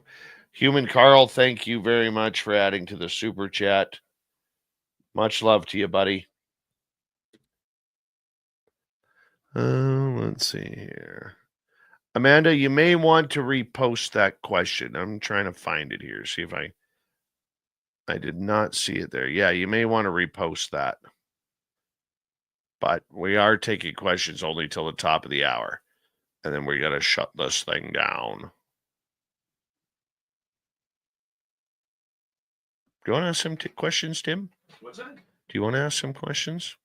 If you want to give your voice a break, Oh, yeah. You're more than welcome to come on over here and ask some questions. I mean, it's not a question among friends. No, you're not sitting on my lap. Kind of rude there. Yeah, I know. You weirdo.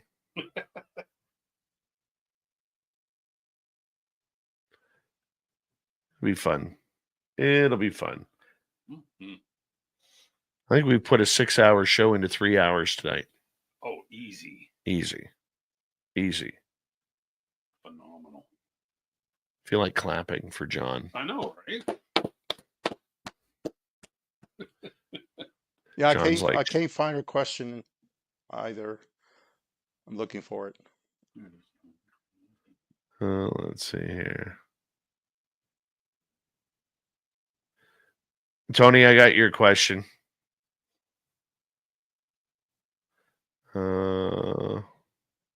Dave just said it. Sent it. Oh, right there. Okay. I got your question. I got it.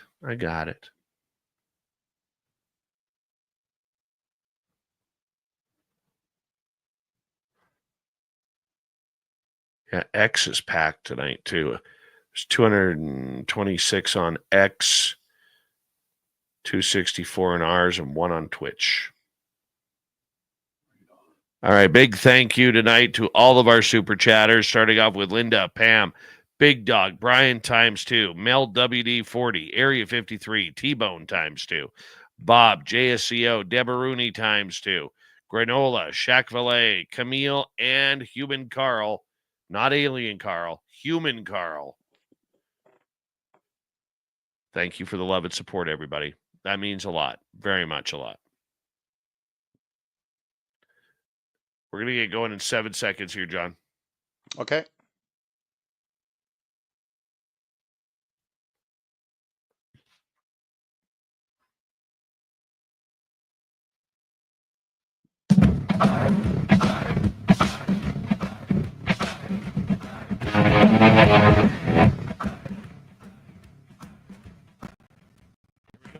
Half hour Spaced Out Radio. My name is Dave Scott.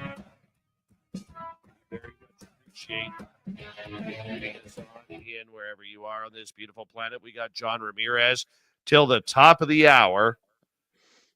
And we're going to get to more questions momentarily. But first, a reminder to all of you that if you missed most of this show or others, check out our free archives on YouTube or any major podcast network. Our website, spacedoutradio.com. We have a plethora of features for you. Rock out to Bumblefoot, read the news wire, check out our swag as well. Follow us on X at Spaced Out Radio, Instagram at Spaced Out Radio Show, and on Patreon in the Space Travelers Club. John Ramirez, former CIA agent here, answering questions about UFOs. We're going to start with VS here. John, what do you think is the link between AGI and NHI? And what is your opinion on the Chains of the Sea? I've never read Chains of the Sea, so I don't have an opinion on that. I know it's a book that was recommended by Lou Elizondo, but I've never read it. I don't know if there's a link between AGI and NHI. All right, let's move on. I'm not too versed in AI anyway. Let's get to Amanda's question. Are there alien-human hybrids? I was told they were, and 2 occasions, separate occasions. One was the briefing I got, sponsored by the Office of the Chief Scientist and the Director of Science and Technology. It was the CIA historian who said that the CIA was interested in alien hybrids, alien DNA in humans. And they were tracking certain families with, apparently the children had some extraordinary abilities, and they were tracking the children as well as these families. And the second time, the individual who told me this was highly placed in CIA's, retired, and he did not know that I was briefed about this, and he confirmed that aliens, the existence of alien-human hybrids is a compartment, but would not elaborate beyond that. All right, we've got another question from Art Fraser. Great show, Dave. I wanted to know, were there classified projects investigating UAPs that the public never learned about? And are there any that he can now talk about? Well, yeah, I did reveal that there was an orb working group that met, and it was sponsored by NGA of all agencies, right? NGA has a major presence in St. Louis, Missouri. It's called NGA West, and they sponsored a community working group on the study of orbs that was at one time classified. I put that in as part of my slide deck for CIA to approve or disapprove. It was approved, unredacted, and that's why I was talking about this working group that occurred before ALSAP and actually led to ALSAP. All right. So the next question from attorney to the EBEs. Can John speak to the agreement that Grush and Colonel Nell have talked about? I can say this much. They're not treaties. There are a memorandum of agreements of what the NHI can do and what we can do, and their relationship with us.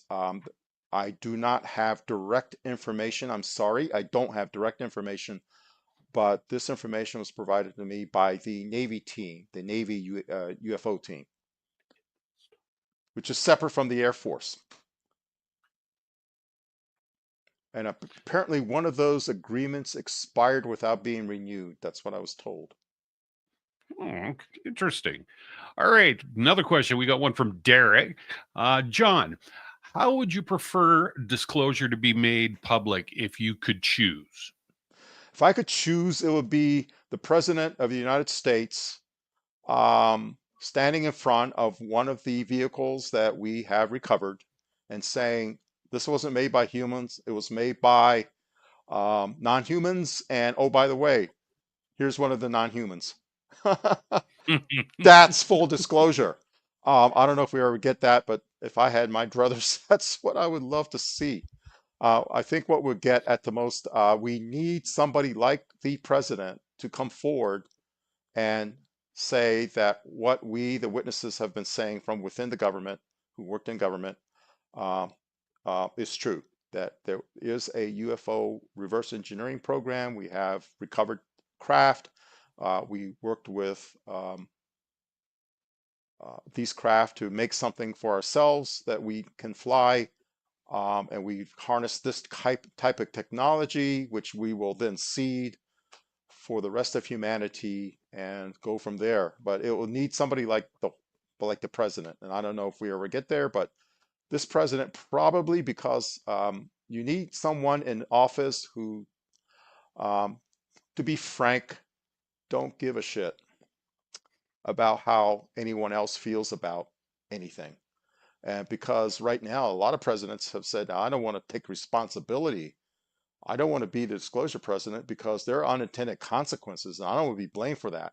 You need someone who doesn't care about that and wants to go down in history as the disclosure president.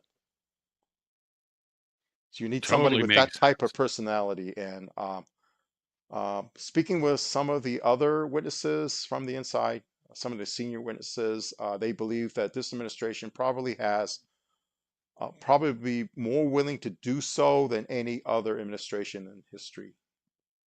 Yeah, I could definitely see that as well. That's for sure. So, another question: the Andromedan.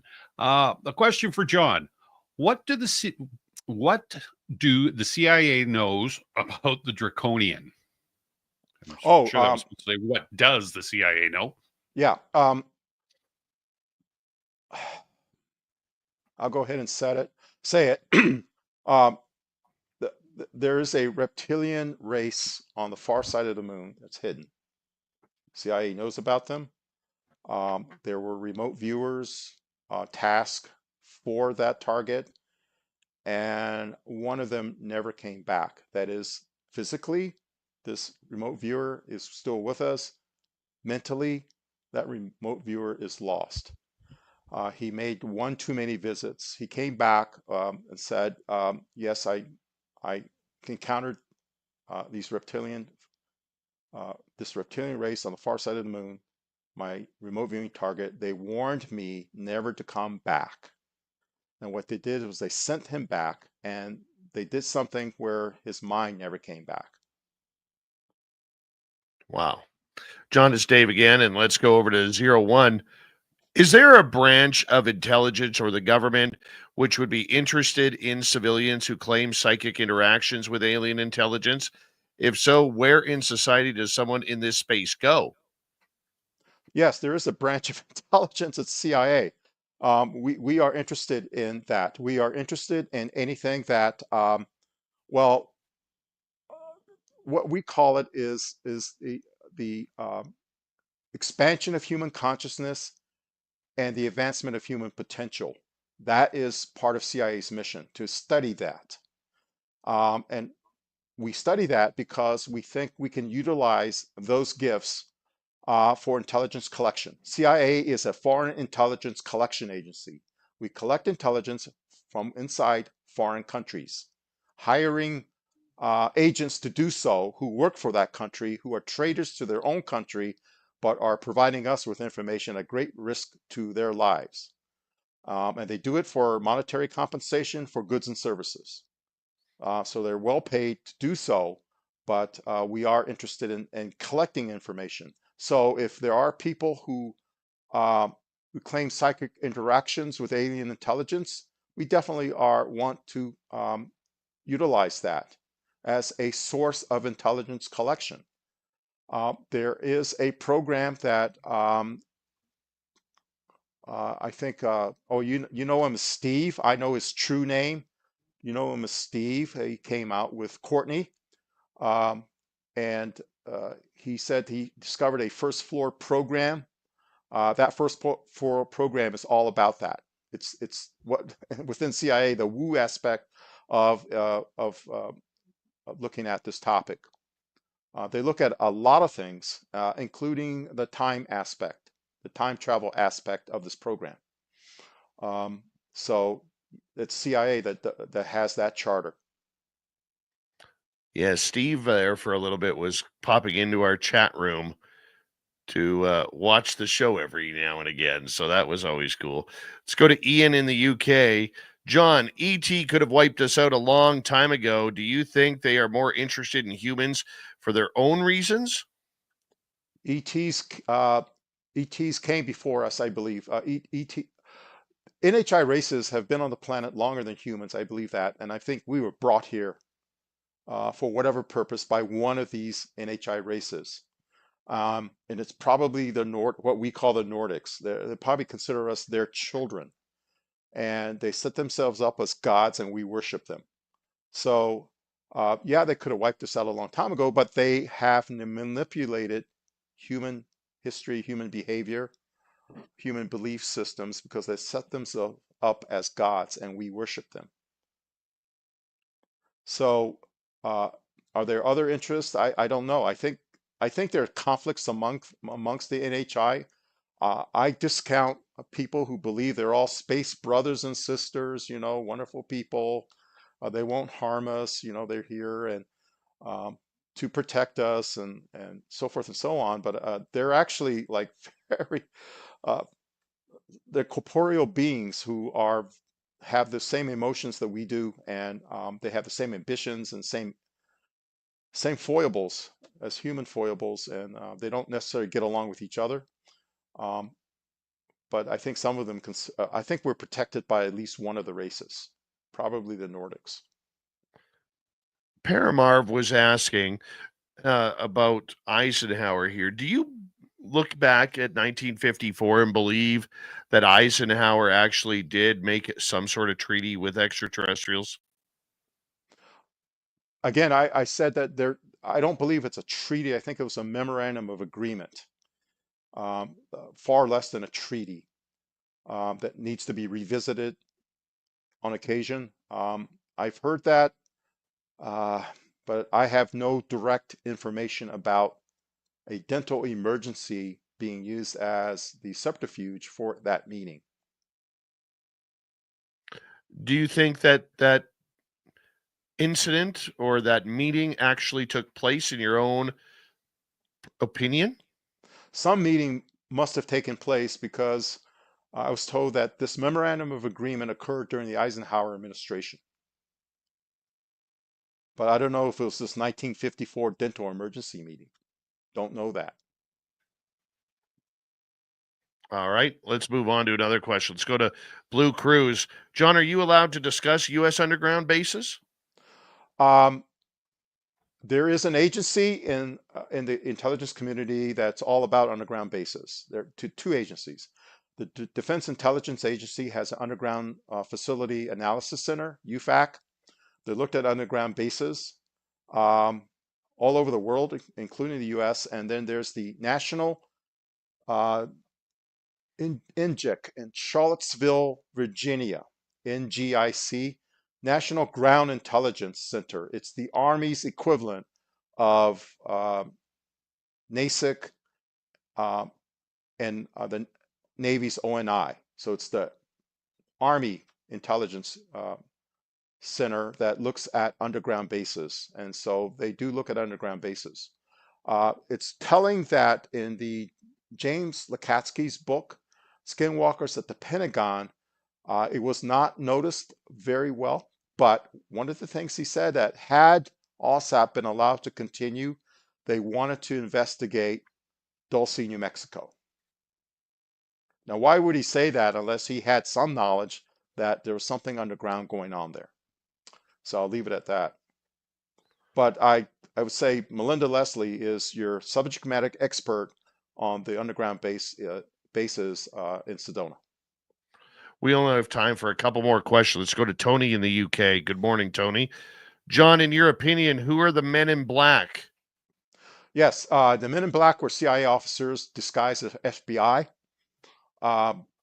When we were flying the U-2 aircraft, they were silver. They were not black, they were silver. And they flew in broad daylight. Why broad daylight? Because those cameras are optical cameras. They did not have night capability. So they flew them in silver aircraft in broad daylight at 70,000 feet. They were subsonic, but still silver, streaking up that high. People thought that they were UFOs. And so they were visited. What did you see? What did you see? We wanted to know, what did those aircraft look like to a ground observer who had no knowledge of what that aircraft really was? So those were the men in black. Now, in the current context, if I would say, who are the men in black harassing U.S. citizens? I would say they're members of the Homeland Security. Members of Homeland Security. There was a investigator or researcher of Area 51 who was raided. You probably heard about that. Accompanying that raid were AFOSI officers from the Air Force and Homeland Security officers who confiscated his computers and all his data. All right, let's go over to Camille here. Do you think the CIA would use autistic people for their broad consciousness, like in the telepathy tapes?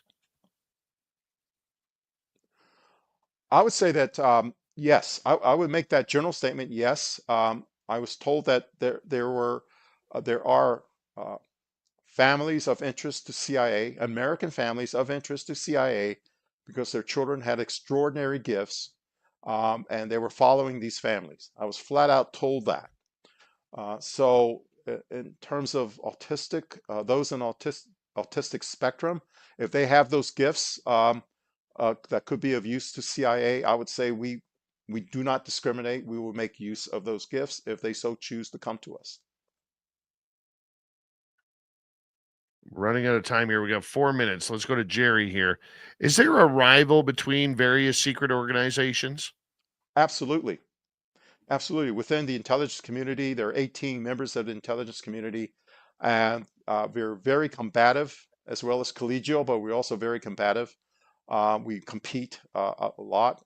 In my experience, my personal experience, my competition was my counterparts in the Defense Intelligence Agency who did ballistic missile analysis, ballistic missile defense analysis. So we did, when we put out a report, we have to send the report to these other agencies for their input, and they send out their reports to us, and we don't agree all the time.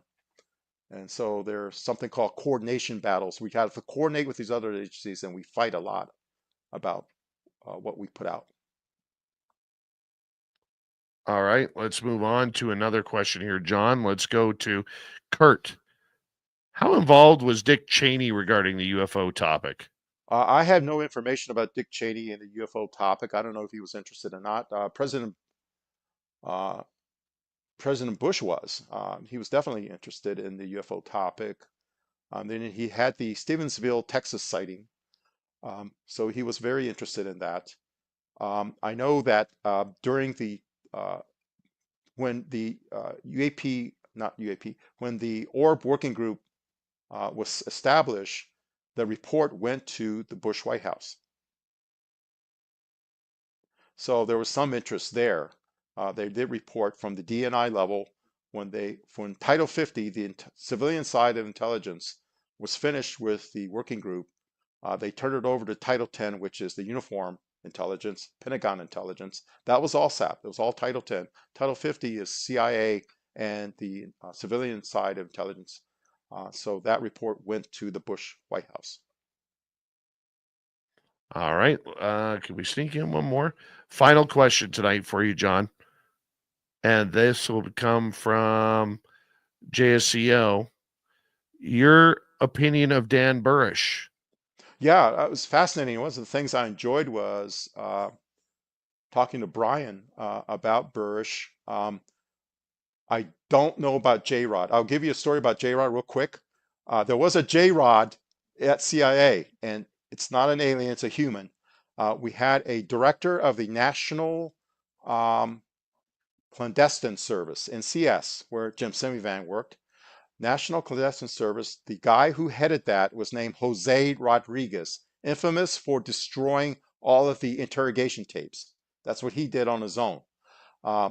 Jose Rodriguez, his nickname was J-Rod inside CIA. That was his nickname. That's the only J-Rod I know. But I heard about the time aspect. So Burrish talked about ability to see time in the future. I told that was a real thing.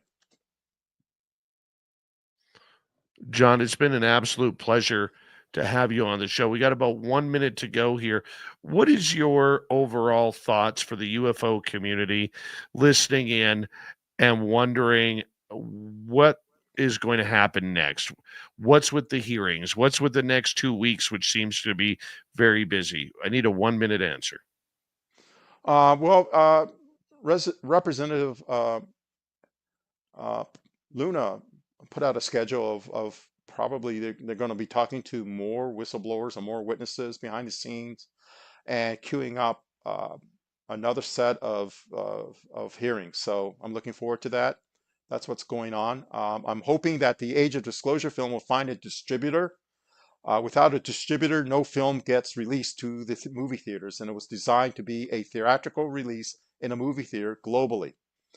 And as Camille can tell you, without a distributor, your movie goes nowhere. So I hope they'll get a distributor so we can see the movie.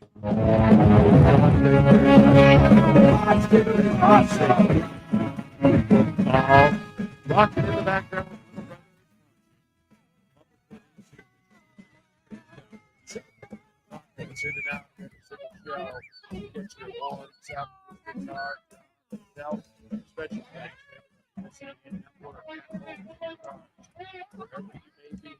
Thank you to everyone in our chat room tonight.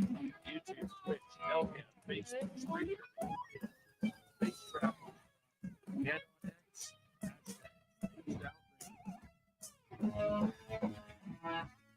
I know you're out there somewhere. This is the Entertainment Media Ventures Limited. Thank you so much for sharing everything with us. Stay in line, Together, don't make my a mistake. We're watching.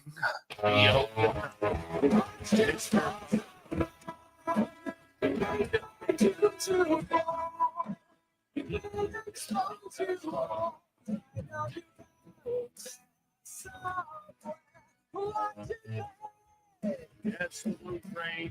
That's Doctor of the Night. My friends, we shall find again. You're available.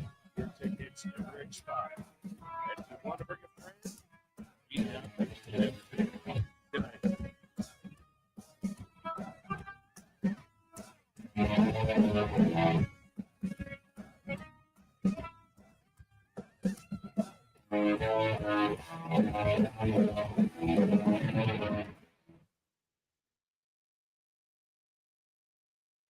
Good job, John. Yeah, I enjoyed it. I enjoyed answering questions. Yeah, man, you were fantastic. I really appreciate you doing this, buddy. Oh, you're welcome. Yeah, sorry about the tech errors on the cameras here. I don't know what the hell's going on. But I appreciate you doing that, and enjoy your coffee with Jim tomorrow. We'll do. And get as much sleep as you can, Dave, because it's going to be an early morning. Oh, dude, I don't even think I'm going to bed. I'll Uh. sleep at the airport and on the airplane. I sleep good on a plane. Great. All right. All right, my friend. You have a good night. We'll talk soon, okay? Bye-bye. Be well. Bye-bye. John Ramirez, everybody. Because we have lost camera, we got to figure this out here behind the scene. We are going to cut this feed short. I don't know what the hell's going on here. We're going to try and figure it out. Little Timmy James. Yeah. So thank you, everybody. Rob G will be filling in for me tomorrow and Friday. There will be live shows. And thank you to all of our super chatters. Thank you to all our new subscribers. It's been a hell of a week. I will see, hopefully, some of you in Nebraska at the Nebraska Bigfoot Conference coming up here very, very soon. I got a long day tomorrow, and it starts literally in about an hour and a half. I might get about a 15-minute break. Yeah. But it starts in about an hour and a half, and then I am driving to Vancouver in the middle of the night, dodging the elk, the Sasquatch, the bears, the deer, dodging them all, even maybe a moose. Could be. At least down to Clinton, it could be a moose. Right? So I'll see you all on Monday. I will be back Monday night for a couple of nights. Then we are taking Thursday and Friday, Saturday and Sunday, and Monday off because we're going to be in no shape in Vegas. Good night, everybody. We'll talk very, very soon. Love you all.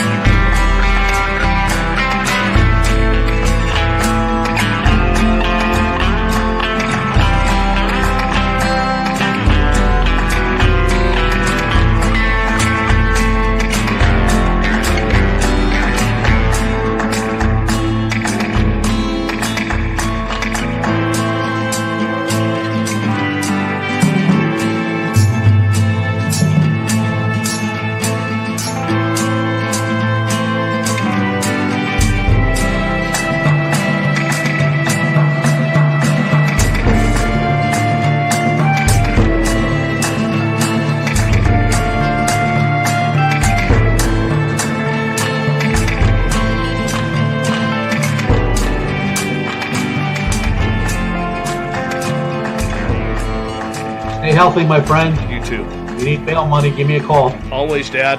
Take care. You too.